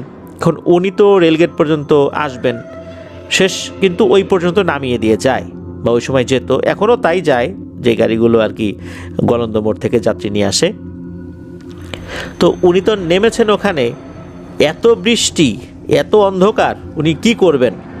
এখন বেবি ট্যাক্সি চালককে বললেও তো উনি ওই কলেজ পাড়ার ভেতরে গাড়ি নিয়ে যাবেন না, কারণ এখানে একটা সেফটির ব্যাপার আছে, সেখানে হাইজ্যাক হয়ে যেতে পারে, ডাকাতির খপ্পরে উনি পড়তে পারেন। বেবি ট্যাক্সি নিয়ে উনি তো যাবেন না।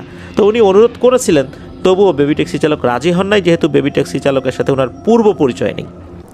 বেবি ট্যাক্সি চালক ওনাকে নামিয়ে দিয়ে ভাড়া নিয়ে চলে যান ওই ঝড় বৃষ্টির মধ্যেই।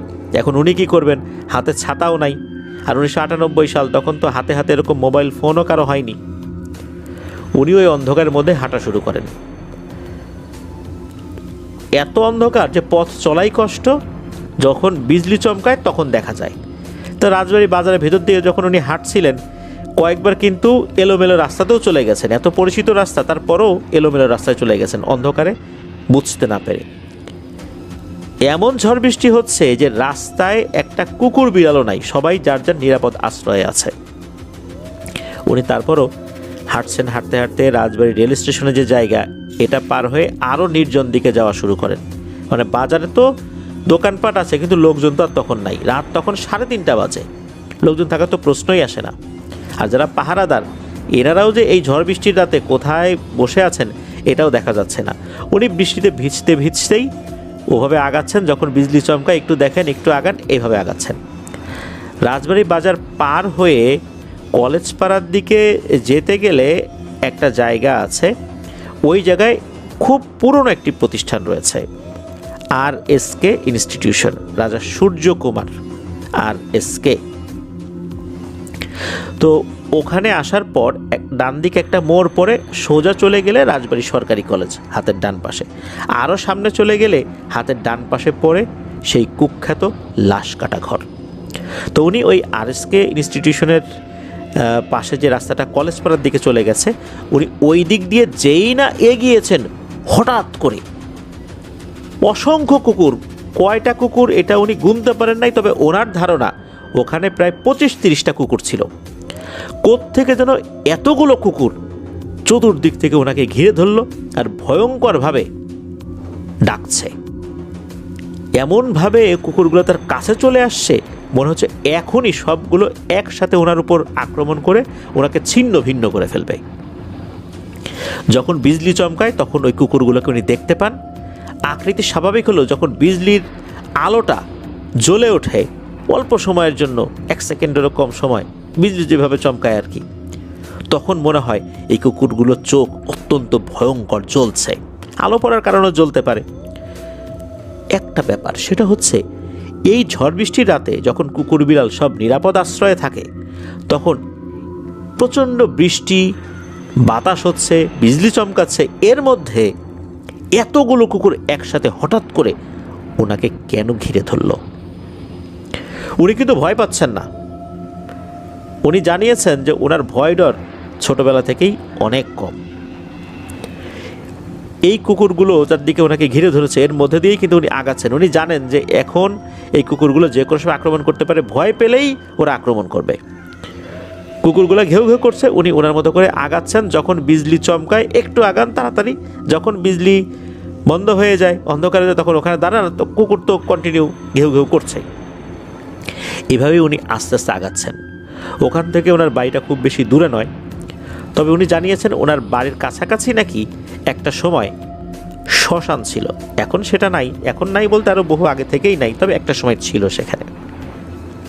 উনি আগাতে আগাতে ওনার বাড়ির বেশ আগে 3টা কবর রয়েছে পাশাপাশি। ওই কবরের কাছাকাছি যখন উনি এসেছেন, এই পর্যন্ত কিন্তু কুকুর ঘেউ ঘেউ করছেই নন স্টপ, মানে কান ঝালাপালা করে ফেলছে, এত জোরে জোরে ঘেউ ঘেউ করছে। যখনই ওই কবরের কাছাকাছি আসেন তখন বেশ বড় একটা সময় নিয়ে বিজলি চমকে ওঠে। অনেক সময় আমরা দেখি না যে বিজলি নন স্টপ কয়েকটা চমকেছে, তখন মনে হয় যে কয়েক সেকেন্ড ধরে এই আলোটা বিরাজমান থাকে, ওরকম আর কি। আর সাথে সাথে একটা বাজ পড়ার শব্দও আসে। তখনই ওই কুকুরগুলো কোথায় যেন মিলিয়ে যায়, আর কোথাও ওই কুকুরগুলো দেখা গেল না। এরপর উনি হাঁটতে হাঁটতে বাড়িতে চলে আসলেন। বাড়িতে এসে উনি পরিবারের সদস্যদেরকে ডাকাডাকি করলেন, তারা উঠলো।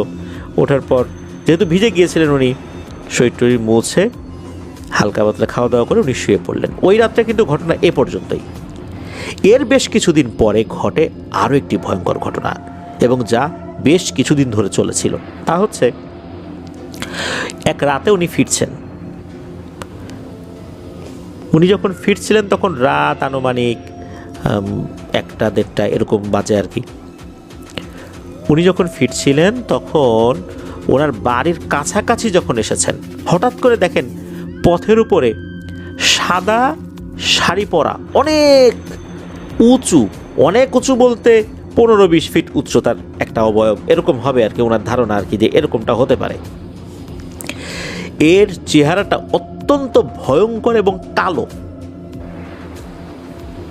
এই জিনিসটা ওনাকে দেখেই খিলখিল করে হেসে দেয়। এই যেই জিনিসটা উনি দেখলেন, এই সমস্ত জায়গায় আমরা হলে কি হতো, মারাত্মক ভয় পেয়ে যেতাম। কিন্তু না, উনি মোটেও ভয় পান নাই। উনি যে কাজটি করেছেন সেটা রীতিমতো বিস্ময়কর। উনি ওইটাকে দেখে সোজা এগিয়ে গেছেন সামনে, মানে উনি যেই পথ দিয়ে যাবেন সেই পথের উপর ওইটা দাঁড়িয়ে আছে, একদম পথের মাঝখানে দাঁড়িয়ে আছে, পথ রোধ করে যেতে দেবে না।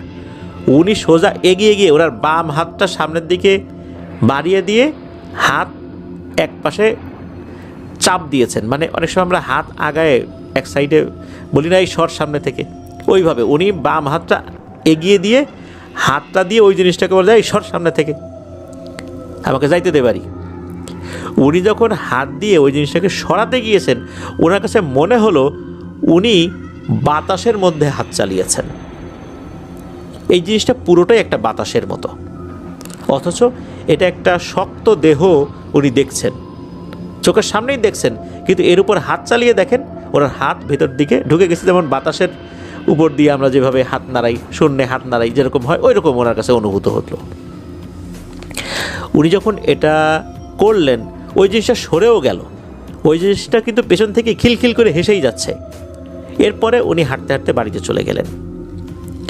এই ঘটনাটা যখন ওনার সাথে ঘটলো উনি কিন্তু ভয় পান নাই, এটা একটা অবাক কাণ্ড। পরিবারের সাথে যখন শেয়ার করলেন, পরিবারের সদস্যরা বললেন যে ঠিক আছে, তোকে তো ঝাড়ফুঁক করাইতে হবে।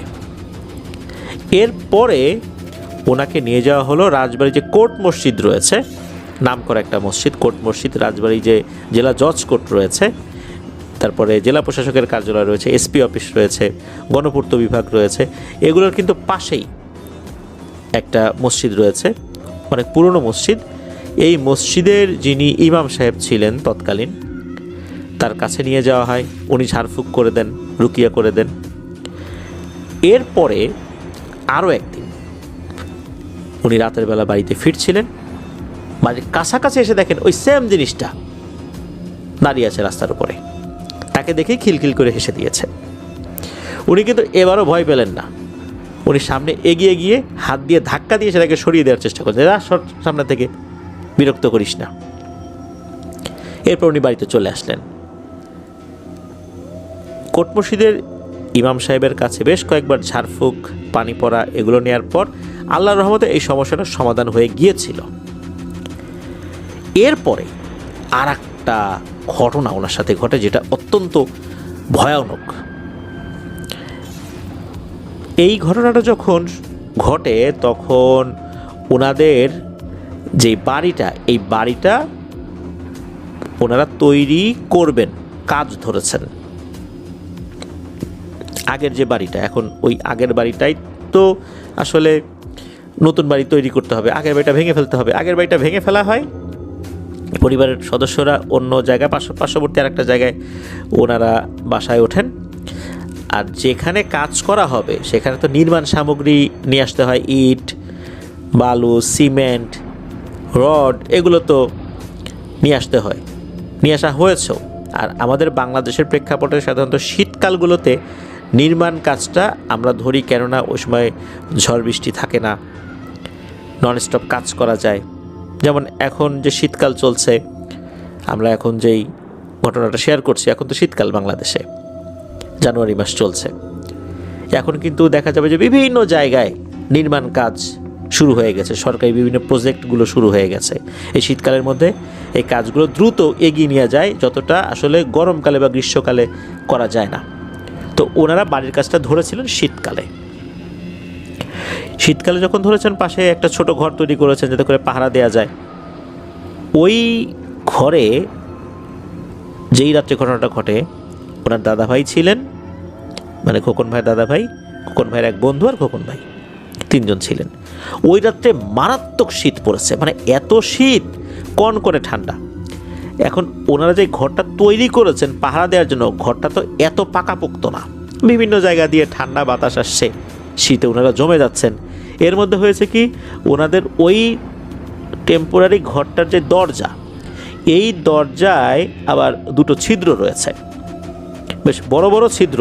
বড় বড় ছিদ্র বলতে মানে এত বড় না যে কারো হাত ঢুকে যাবে, বিষয়টা এরকম না, মানে ছিদ্র আছে, সেটা হয়তো বা ছোট একটা পিং পং টাইপের বল ঢুকে যেতে পারে, এরকম আর কি।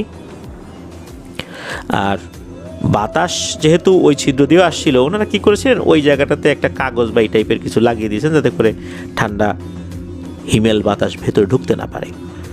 তো তিনজন তো শুয়ে আছেন, ঘুম আর আসবে কি, এমন কনকনে ঠান্ডা, মানে ওই রাত্রে এত ঠান্ডা পড়েছে যেটা ওনাদের কল্পনাতেই ছিল না। এত শীতের কাপড় আবার নিয়ে ওই রাত্রে ওনারা ওইখানে ঘুমাতে আসেন নাই। ঠান্ডায় তো ওনাদের জুবুথুবু অবস্থা, মনে হচ্ছে ঠান্ডায় ওনারা জমেই যাবেন, ফ্রিজ হয়ে যাবেন একদম। তারপরও ঘুমানোর চেষ্টা করছিলেন আর কি। শীতের কাপড় যে কয়েকটা পরা যায়, পরার পর এর উপর ওনারা লেপ গায়ে দিয়েছেন, তবুও শীত কমে না। এর মধ্যে হয়েছে কি, এই খোকন ভাই উনি কি মনে করে এই লেপের ভেতর থেকে মাথাটা বের করে দরজার দিকে তাকিয়েছেন যে কী ব্যাপার, এত ঠান্ডা লাগতেছে, দরজার ছিদ্র ওখান থেকে কাগজ টাগজ পড়েই গেল নাকি। যখন উনি তাকিয়েছেন, উনি দেখেন যে ওইখানে আসলেই কাগজ দুটা নাই। কোথায় গেল, পড়ে যেতেই পারে। উনি চিন্তা করলেন যাই কাগজটা আবার একটু লাগিয়ে দিয়ে আসি, তাহলে তো একটু ঠান্ডা কমবে। এই চিন্তা করে যখন উনি উঠে লাগাতে যাবেন, তখন দেখেন একটা ভয়ঙ্কর দৃশ্য। উনি দেখেন এই যে দরজার দুটো ছিদ্র, মনে হচ্ছে এই ছিদ্র দিয়ে কেউ বড় বড় চোখ করে ওনাদের দিকে তাকিয়ে আছে, এবং চোখ দুটো জ্বলছে। কিন্তু জ্বলছে বলতে অন্ধকারে কেউ চোখ দিয়ে তাকালে কিন্তু বোঝার কথা না। আমাদের চোখের যেই অংশ, সাদা অংশ আছে, কালো অংশ আছে, কিন্তু অন্ধকারের মধ্যে যদি কেউ চোখ দিয়ে দেখে, তাহলে তো ঘরের মধ্যে অন্ধকার থাকলে তো আমি দেখতে পারবো না ওই ছিদ্র দিয়ে কে দেখছে, বুঝতেও পারবো না এখানে কারো চোখ আছে কি নাই। কিন্তু উনি স্পষ্ট বুঝতে পারছিলেন অনেক বড় বড় দুটো চোখ। এই দুটো চোখ দরজার দুই ছিদ্র দিয়ে তাকিয়ে আছে। এখানে আরও একটা কথা, দরজার এই দুটো ছিদ্র কিন্তু দুইটা পাল্লা, তো দুই পাল্লার মাঝখানে যে দূরত্ব, মোটামুটি 1 হাত দূরত্ব ছিল এই দুটো ছিদ্রের। উনি দেখছেন যে এই দুটো চোখ একসাথে পিটপিট করছে। মানে আমরা যখন কোনো এক চোখের পলক ফেলি, তখন কিন্তু অন্য চোখেও পলক পড়ে। ওনার কাছে মনে হচ্ছিল এই দুটো চোখ একই ব্যক্তির একসাথে পলক পড়ছে। তার মানে হচ্ছে তার এক চোখ থেকে আর এক চোখের দূরত্ব মাঝখানে 1 হাত, তাহলে এই মাথাটা কত বড় হবে। উনি এই জিনিসটা যখন দেখেছেন, তখনও ওনার মাথার মধ্যে কাজ করে নাই যে এইটা অস্বাভাবিক কিছু হতে পারে। উনি চিন্তা করছেন যে এমনিতেই শীতে অবস্থা খারাপ, এর মাঝখানে আবার কে আসছে এটা চোর চুরি করতে, মনে হয় ওই দেখতেছে ছিদ্র দিয়ে যে আমরা ঘুমাইছি কিনা। শীতের মধ্যে তাড়াতাড়ি আমরা শুয়ে পড়বো, বাইরে বের হবো না, এই সুযোগে বাইরের রড সিমেন্ট সুযোগ বুঝে চুরি করে নিয়ে যাবে। উনি করেছেন কি, ওই পাশে থাকা একটা লোহার টুকরা, মানে একটা শাবলের মতো, এটা ওনারা নিরাপত্তার জন্য রাখতেন, এত চোর টোর আসলে যাতে ধাওয়া করা যায়। উনি ওই জিনিসটা নিয়ে দরজার দিকে আগানো শুরু করছে। যখন আগানো শুরু করেছেন, উনি দেখেন যে ওই চোখ দুটো মনে হলো ওখান থেকে সরে চলে গেল। এরপর উনি দরজা খুলেছেন। দরজা খোলার পরে দেখেন যে ওনার থেকে মোটামুটি 1 হাত 10 দূরে একটা 7-8 বছর বয়সী বাচ্চা ছেলে।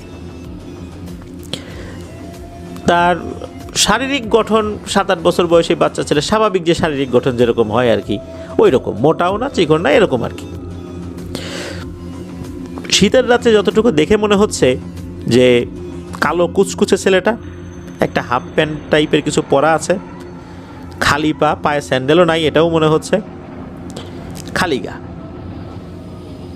ওনার এটাও মনে হচ্ছে না যে এই যে কনকনে শীতের রাত, এই শীতের রাত্রে 7-8 বছর বয়সী একটা বাচ্চা দিব্যি খালি গায়ে হাফ প্যান্ট পরে খালি পায়ে দাঁড়িয়ে আছে তার সামনে, শীতের কাপড় নাই, শীতে ঠকঠক করে কাঁপছে না, এটা অন্য কিছু হতে পারে। উনি ওই শাবল নিয়ে বলছে, এই বেটা যা ভাগ এখান থেকে, কোত্থেকে আসছিস, চুরি করবি নাকি, যা ভাগ এখান থেকে, তাহলে দিলাম কিন্তু শাবল দিয়ে বাড়ি। উনি এরকম বলছেন। উনি দেখেন যে ওই জিনিসটা দূরে দাঁড়িয়েই খিলখিল করে হাসছে, এবং এমনভাবে হাসছে হাসির কোনো শব্দও হচ্ছে না। আর দাঁত বের করে যখন হাসছে, দাঁতগুলো সাদা, এটা বোঝা যাচ্ছে। তবে দাঁতগুলো যে চোখা বা অস্বাভাবিক এরকম না, তো সাদা দাঁত, এটা বোঝা যাচ্ছে। এটা দেখার সাথে সাথে ওনার মেজাজটা যায় গরম হয়ে। এমনি ঠান্ডার মধ্যে অবস্থা খারাপ, তার মাঝখানে একটা উটকো ঝামেলা। উনি ওই শাবলটা উঁচু করে ওর কাছে চলে গেছেন, দেখে যে ওই জিনিসটা সরে না, দাঁড়াই আছে ওখানে। উনি রাগ করে ওই শাবল দিয়ে ওই জিনিসটার কোমরে একটা আঘাত করেছেন। যখনই আঘাত করেছেন ওই জিনিসটা বিশ্রী রকমের একটা শব্দ করে ওঠে, একবার শব্দ করে আবার চুপ, তারপর আবার দাঁত বের করে খিলখিল করে হাসে, শব্দ ছাড়া আর কি। এটা দেখার সাথে সাথে এবার তো ওনার মেজাজ আরও দ্বিগুণ হয়ে গেছে, মেজাজ গরম, মানে আগের বার থেকে এখন আরও মেজাজ দ্বিগুণ গরম হয়ে গেছে। এইবার উনি শাবল দিয়ে এটার এক হাতের সাইডে আর কি এইবার দিয়েছেন সজোরে বাড়ি। ওনার শরীরের শক্তি যতটুকু ছিল এইটা দিয়ে বাড়ি দিয়েছেন, মানে মেজাজটা এত গরম হয়েছে। যখনই উনি এটা দিয়ে বাড়ি দিয়েছেন ওই জিনিসটা আবার একটা বিশ্রী রকমের শব্দ করে ওঠে। অনেক সময় আমরা কুকুরকে যদি সজোরে আঘাত করি এক ধরনের শব্দ করে ওঠে, ওই টাইপের একটা শব্দ আর কি। তো একবার এরকম শব্দ করেই আবার চুপ হয়ে যায়, আবার খিলখিল করে হাসতে থাকে। ওনারাও আবার মেজাজ গরম, আবার উনি বাড়ি দেন। ওই এরকম 3-4 বার চলে। এর মধ্যে হয়েছে কি, ওনার যে বন্ধু শুয়েছিল ওই বন্ধু উঠে এসেছে। কারণ ওনার যে দাদা ভাই ছিলেন, মানে খোকন ভাইয়ের দাদা ভাই শুয়েছিলেন, তার বন্ধুকে বোঝাই, দেখতো খোকন কোথায় গেল রাতের বেলা, কোনো সমস্যা হইলো কি না। ওই একা একা শাবল নিয়ে বাইরে বের হইলো মনে হইলো। ওনার বন্ধু আবার বের হয়ে দেখে সেম ঘটনা, মানে ওই যে একটা 7-8 বছর বয়সী বাচ্চার মতো একটা দাঁড়িয়ে আছে, ওই জিনিসটা কীভাবে যেন হাসছে, আর উনি ওই শাবল দিয়ে বাড়ি দিচ্ছেন। তখন উনি বলছে, এই কিরে কী করিস?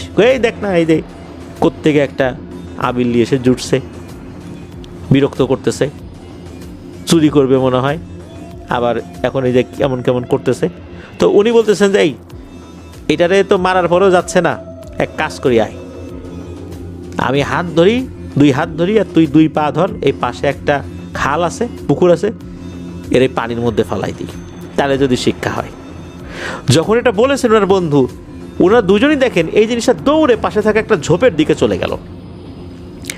ওদিকে হয়েছে কি, ভিতরে থাকা ওই খোকন ভাইয়ের দাদা ভাই উনি বলছেন যে, এই খোকন তাড়াতাড়ি ভিতরে চলে আয়, বাইরে থাকার দরকার নেই, তাড়াতাড়ি ভিতরে আয়।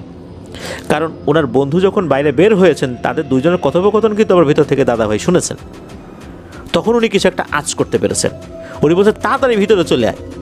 এদিকে ওনার বন্ধু ভিতরে আসলেও খোকন ভাইয়ের তো মেজাজ তো ঠান্ডা হয় নাই, প্রচণ্ড ঠান্ডায় বডি একদম কনকনে ঠান্ডা হয়ে গেলে ওনার মেজাজ তো তখন একদম হিট হয়ে আসেন মারাত্মক লেভেলের। কারণ ওই যে পিচ্চিটা, এই পিচ্চিটা ওনার মেজাজ এত গরম করে দিয়েছে, উনি এবার শাবল নিয়ে আরও আগায় গেছেন যে কোথায় গেল রে, এটারে আবার একটু উত্তম মধ্যম দিয়ে নেই। এদিকে ওনার বন্ধু কিন্তু পেছন দিকে মানে চলে এসে ঘরের ভিতরে ঢুকে গেছেন, আর উনি আগায় গেছেন। উনি যখন আগায় গেছেন, আগায় যাওয়ার পর তখন দেখেন যে ওই জিনিসটা ঝোপের ভিতর থেকে আবার বের হয়ে আসছে। বের হয়ে এসে অদ্ভুত টাইপের একটা কাজ করে, সেটা হচ্ছে ওই জিনিসটার বৃদ্ধাঙ্গুলি তার কানের ভেতরে ঢুকিয়ে দেয়। ঢুকিয়ে দেওয়ার পর 4 আঙ্গুল উঁচু করে তাকে ইশারা করে ডাকতে থাকে, মানে আয় আয় করে ডাকতে থাকে। মানে এক হাতের বৃদ্ধাঙ্গুলি কানের ছিদ্রের মধ্যে ঢুকিয়ে দিয়েছে, আর 4 আঙ্গুল দিয়ে আয় আয় করে ডাকতেছে। যেভাবে আমরা হাত দিয়ে ইশারা করে ডাকি ওইভাবে ডাকছে। এইরকমভাবে যখন ডেকেছে আর ওই খিলখিল করে হাসছে শব্দহীনভাবে, ওই সময় এসে খোকন ভাই বুঝতে পেরেছে, না রে এতক্ষণ আমি কি করলাম, আমি যে এই যে লোহার জিনিসটা দিয়ে এটাকে কয়েকবার মারলাম, যত জোরে মারছি, এত জোরে কোনো মানুষকে মারলে তো বেঁচে থাকার কথা না, আর বেঁচে থাকলেও ওর তো দাঁড়িয়ে থাকার কথা না। এই জিনিসটা দিব্যি হেসে চলছে, আমাকে এখন আবার ডাকছে, এইটা তো স্বাভাবিক না রে। উনি তখন ওই শাবলটা হাতে নিয়েই উল্টো দিকে ঘুরে দিয়েছেন এক দৌড়ে উনি ঘরে এসে দরজা লাগিয়ে দিয়েছেন। দরজা লাগানোর পর তখন ওই দাদাভাই আছে, ওই দাদাভাই বলতেছেন যে, এই তোর আসতে এত সময় লাগলো, আমি তো এখন বাইরে বের হচ্ছিলাম, তোর কি বুদ্ধি শুদ্ধি নাই? এই ঠান্ডার সময় কেউ খালি গায়ে বাইরে বের হয়ে থাকে, আর তুই এত জোরে জোরে আঘাত করলি, তোর কি একবারও বুঝে আসলো না যে এইটা অন্য কিছু? তখন উনি বলতেছে, হ্যাঁ আমি তো পরে বুঝতে পারছি। তখন আর দাদাভাই বলতেছে যে, বুঝতে তো পারছিস, ভাগ্যিস আল্লাহর রহমতে হাতেই শাবলটা ছিল, তা না হলে তো তোকে ওইখানেই মাটির কত নিচে যে পুঁতে ফেলতো তা আল্লাহ মাহমুদ ভালো জানে। আমি তো বের হচ্ছিলাম, এর মধ্যে তুই দৌড় দিয়ে চলে আসছিস, কাজটা ভালো করিস নাই রে। তো তো ওই রাত্রে তো ওনার বেশ ভয় লাগে যে আসলেই তো কাজটা কী করলাম। ওই রাত্রে এমনি ঠান্ডা কনকনে অবস্থা, তারপরে তো এই সমস্যা হয়েই গেল। উনি আর সারা রাত ঘুমাতে পারেন নাই। পরদিন সকালবেলায় যে কোর্ট মসজিদে ইমাম সাহেবের কাছে নিয়ে যাওয়া হয়, উনিও সেম কথাটাই বলেন যে তোমার হাতে যদি ওই জিনিসটা না থাকতো তাহলে তো তোমাকে মেরেই ফেলতো। আল্লাহর রহমতে বেঁচে গেছো, আল্লাহর কাছে শুকরিয়া আদায় করো। তো হুজুর ওনাকে ঝাড়ফুঁক করে দেন, পানি পড়া দিয়ে দেন। আর ওই যে পুকুরটার কথা বললাম, যে পুকুরে ওই 7-8 বছর বয়সী বাচ্চার যে অবয়বটা তাকে ফেলে দিতে চেয়েছিলেন খোকন ভাইয়ের বন্ধু, তো ওই পুকুরটা ভরাট করে ফেলা হয়েছে। ওই পুকুরের অস্তিত্ব এখন নাই, ওখানে ঘরবাড়ি হয়ে গেছে, এমনটাই জানিয়েছেন। তো ওনার সাথে ঘটে যাওয়া এই কয়েকটি ঘটনাই আমাদের সাথে শেয়ার করেছেন। পরবর্তীতে ওভাবে আর ওনার সাথে ঘটনা ঘটেনি আল্লাহর রহমতে। এখন স্বাভাবিক আছেন। তবে উনি জানিয়েছেন উনি খুবই একজন সাহসী মানুষ, ভয়টার ওনার কম, যেহেতু সাংবাদিকতা করেন, রাত বিরেতে অনেক জায়গায় যেতে হয়। উনি নিউজ 21 চ্যানেলে বর্তমানে কর্মরত রয়েছেন। এছাড়া আরও বেশ কিছু পেপার পত্রিকা উনি লেখালেখি করছেন, এমনটাই জানিয়েছেন আমাদেরকে। ধন্যবাদ জানাচ্ছি খোকন ভাইকে, ধন্যবাদ জানাচ্ছি আলামিন তানভীরকে। ওনাদের সহযোগিতায়, ওনাদের মাধ্যমে ওনাদের সাথে ঘটে যাওয়া এই ঘটনাগুলো আমি শেয়ার করতে পেরেছি। এই জন্য আশা করি আপনাদের কাছ থেকে ভবিষ্যতেও ইনশাল্লাহ আরও ঘটনা আমরা পাবো। আপনাদের জানা ঘটনাগুলো আপনাদের কাছ থেকে ইনশাল্লাহ পাবো বলে আশা করছি। প্রিয় লিসেনার্স, চলুন চলে যাব আমাদের এবারের এপিসোডের পরবর্তী আরও একটি নতুন ঘটনায়।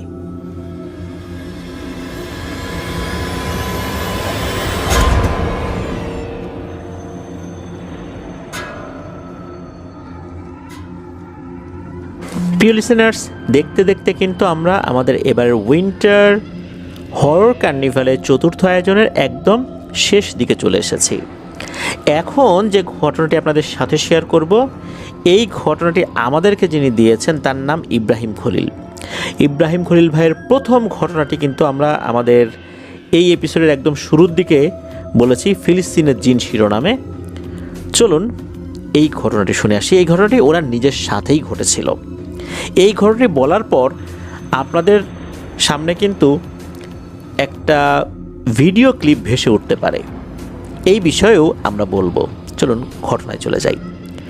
তো উনি মূলত যেখানে কর্মরত রয়েছেন মক্কাতে, তো উনি যেই কোম্পানিতে চাকরি করেন, তো সেই কোম্পানির যিনি মালিক, উনি মাঝে মাঝেই ওনাকে সাথে নিয়ে বিভিন্ন জায়গায় যান। মাঝে মাঝে মক্কা থেকে মদিনাতে আসেন, উদ্দেশ্য রাসূলুল্লাহ সাল্লাল্লাহু আলাইহি ওয়াসাল্লামের রওজা জিয়ারত করা, তাকে সালাম জানানো। তো এমনই একদিন কিছু কাজে আসছিলেন মদিনাতে। তো মদিনা থেকে তো সালাম জানিয়ে আবার মক্কাতে চলে যাবেন। তো নিজস্ব গাড়ি রয়েছে। মক্কা থেকে মদিনার দূরত্ব কিন্তু কম না, 400 কিলোমিটারের উপরে। তো ওনারা যখন আসছিলেন, রওনা দিয়েছেন, প্রতিমধ্যে একটা জায়গাটার নামটা আসলে ইব্রাহিম খলিল ভাই মনে করতে পারেন নাই। ওই রাস্তার পাশে কোনো একটা জায়গায়, মরুভূমির মতো জায়গা। সৌদি আরবে কিন্তু একটা বিষয় রয়েছে, এটা যারা ওখানে আছেন তারা খেয়াল করেছেন, যে আজান দেওয়ার পর সবাই নামাজের জন্য প্রস্তুতি নেয়, যে যেখানেই থাকুক নামাজটা আদায় করে নেয়। হ্যাঁ, সেখানে ভিন্ন ভিন্ন কালচার রয়েছে, তাদের বিভিন্ন বিষয় রয়েছে, তবে নামাজের বিষয়ে তারা যথেষ্ট সতর্ক। মাগরিবের আজান হয়ে গেছে মনে হলো আর কি। তো যেই জায়গাটাতে ওনারা তখন গাড়ি নিয়েছিলেন, আশেপাশে কোনো ঘর বাড়ি নাই, কিচ্ছু নাই। দুপাশে পাহাড়, মরুভূমি, পাথর পড়ে আছে, এরকম আর কি অবস্থা। রাস্তা দিয়ে গাড়ি যাচ্ছে। ওনারা যখন গাড়ি চালাচ্ছিলেন, যখন বুঝতে পারলেন যে এখন মাগরিবের ওয়াক্ত হয়ে গেছে, ওনাদের যেই মোবাইল রয়েছে সেখানে কিন্তু আজানটা দেয় অ্যালার্ম হিসাবে, যে বিভিন্ন ওয়াক্তের আজানগুলো। আর ওনাদের যেই ম্যাপ রয়েছে ওখানে কেবলা কোন দিকে, এটা কিন্তু ইন্ডিকেট করে যে কেবলাটা কোন দিকে ফিরে ওনারা সালাত আদায় করবেন। যিনি গাড়ি চালাচ্ছিলেন উনি কিন্তু মালিক। ওখানে কিন্তু আলাদা ড্রাইভার আসলে কম থাকে, যার গাড়ি সেই চালানোর চেষ্টা করেন। তো উনি রাস্তার এক পাশে গাড়িটা পার্ক করেন, এরপর নামাজের প্রস্তুতি নিতে থাকেন। তো ইমামতি করছিলেন কিন্তু ওই লোকটা, যিনি আসলে মালিক। তো উনি ইমামতি করছেন আর ওনার থেকে সামান্য একটু পেছনে এই যে ইব্রাহিম খলিল ভাই দাঁড়িয়েছেন। যখন প্রথম রাকাত পড়া হয়েছে, যখন প্রথম রাকাতে যখন সূরা ফাতিহাটা শেষ করা হয়েছে, যে ওয়ালাদ-দাল্লিন আমরা আমিন বলি না, পেছন থেকে ৩-৪ হাজার লোক যদি একসাথে জোরে করে আমিন বলে ওঠে, তাহলে কেমন শব্দ হয়? ওই রকম শব্দ হয়ে ওঠে। যখন এরকম শব্দ হয়েছে, ইব্রাহিম খলিল ভাই তো মারাত্মক ভয় পেয়েছেন, কারণ আশেপাশে কিন্তু কোনো লোকজন নাই। আর এটা কি উনি ভুল শুনলেন কি না? সালাম যখনই ফিরিয়েছেন নামাজ শেষ করে, ওই একবারই কিন্তু আমিন হয়েছে, কারণ দ্বিতীয় রাকাতেও তো সূরা ফাতিহা জোরে জোরেই পাঠ করতে হয়, তখন কিন্তু আর আমিন শব্দটা আসে নাই। সালাম ফেরানোর পর এই ইব্রাহিম খলিল ভাই উনি তো এমন ভয় পেয়েছেন যে ভয়ে উনি আসলে নড়াচড়াই করতে পারছেন না। ইব্রাহিম খলিল ভাই দেখলেন যে ওনার যিনি মালিক, অর্থাৎ এই যে যিনি ইমামতি করলেন, উনি দিব্যি স্বাভাবিক, ওনার মধ্যে কোনো ভয় নাই, কিচ্ছু নাই। ইব্রাহিম খলিল ভাই চিন্তা করেন যে এই যে আমিন বলার শব্দ, এটা কি আসলে উনি একাই শুনলেন, নাকি ওনার এই যিনি মালিক ইনিও শুনেছেন। তখন উনি বলছেন, মানে কিছু বলতে যাবেন আর কি। তখন ওই মালিক ইব্রাহিম খলিল ভাইকে উনি আশ্বস্ত করে বললেন, আরবিতেই বললেন যে ভয় পেও না, ভয়ের কিছু নাই, তুমি যেটা শুনেছ এটা আমিও শুনেছি, ভয় পেও না, কোনো ভয় পাবা না, ওঠো, গাড়িতে ওঠো। ইব্রাহিম খলিল ভাই তো অবাক, কী ব্যাপার, এরকম একটা ঘটনা ঘটে গেল, ওনার এই মালিক একদমই ভয় পেলেন না, ব্যাপারটা কি? এমনকি তার চোখে মুখে ভয়ের কোনো চিহ্নই দেখা গেল না, মানে একদম স্বাভাবিক, আগে যেরকম স্বাভাবিক ছিল এখনও ওরকমই স্বাভাবিক। এদিকে ইব্রাহিম খলিল ভাইয়ের তো বুক দুরু দুরু করে কাঁপছে, এটা উনি কি শুনলেন। গাড়ি চালাচ্ছেন, চালাতে চালাতে একটা সময় মদিনাতে চলে আসলেন। এই বিষয় নিয়ে আসলে আর ওই ওনার মালিক কোনো কথাই আগান নাই, ওটা ওই পর্যন্তই। মদিনাতে আসার পর রাসূল সাল্লাল্লাহু আলাইহি ওয়াসাল্লামের রওজা জিয়ারত করার পর বিশ্রাম নিয়ে খাওয়া দাওয়া করে ওরা আবার মক্কার উদ্দেশ্যে রওনা করেছেন। ওনাদের মূলত কাজ ছিল মক্কা থেকে মদিনাতে আসার পথে অন্য জায়গায় কাজ ছিল, সেই কাজ যখন ওরা করেছেন, মদিনা হয়তো বা কয়েকশো কিলোমিটার দূরে ছিল, চিন্তা করলেন যে তাহলে আমরা রাসূল সাল্লাল্লাহু আলাইহি ওয়াসাল্লামের রওজা জিয়ারত করেই যাই, সালাম জানিয়ে যাই। তো ওই চিন্তা থেকেই মূলত এদিকে আসা। ওনারা আবার যখন রওনা দিয়েছেন, একটা সময় চলেও আসছেন, এরপরে প্রায় 1 মাস কেটে যায়। 1 মাস কেটে যায়, একটা সময় ওনার যিনি মালিক উনি অফিসে বসেছিলেন, আর ওনারও ডিউটি ছিল ওই সময় ওই অফিসেই। তখন ওনার মালিক ওনাকে ডেকে পাঠানোর পর ওই আরবিতেই বলছেন যে তোমার কি কোনো ঘটনার কথা মনে আছে? এর মধ্যে কিন্তু ইব্রাহিম খলিল ভাই অনেকটা ভুলতেই বসেছেন এই ঘটনাটা। তখন বলছেন যে কোন ঘটনাটা, আমি তো ঠিক মনে করতে পারতেছি। বলে যে ওই যে মদিনাতে যাওয়ার সময় আমিন জোরে করে বলা শব্দ শুনছিলা, তুমি ভয় পেয়েছিলা। বলে হ্যাঁ হ্যাঁ মনে আছে, আমি খুব ভয় পাইছিলাম। তখন ওই সময় ওই ব্যক্তিটা বলতেছেন যে আসলে এটা ভয়ের কোনো কারণ নাই, যারা সৌদি আরবে আছেন, যারা রাতের বেলা বিশেষ করে মাগরিব, এশা আর ফজরের সময় যারা এরকম মরুভূমিতে ফাঁকা জায়গায় সালাত আদায় করেন, যে সমস্ত নামাজে সূরা কিরাত জোরে পড়তে হয়, এ সমস্ত জায়গায় সূরা কিরাত জোরে পড়ার পর, সূরা ফাতিহা শেষ করার পর আমরা যেমন আমিন বলি, তখন আশেপাশে থাকা জিনেরা তারা যদি ওই জামাতে শরিক হয়, তাহলে তারাও আমিন বলে, তারাও জোরে করে আমিন বলে ওঠে। আর এটা এখানে মাঝে মাঝেই ঘটে, এই জন্য এই জিনিসগুলো আমাদের কাছে নতুন কিছু না।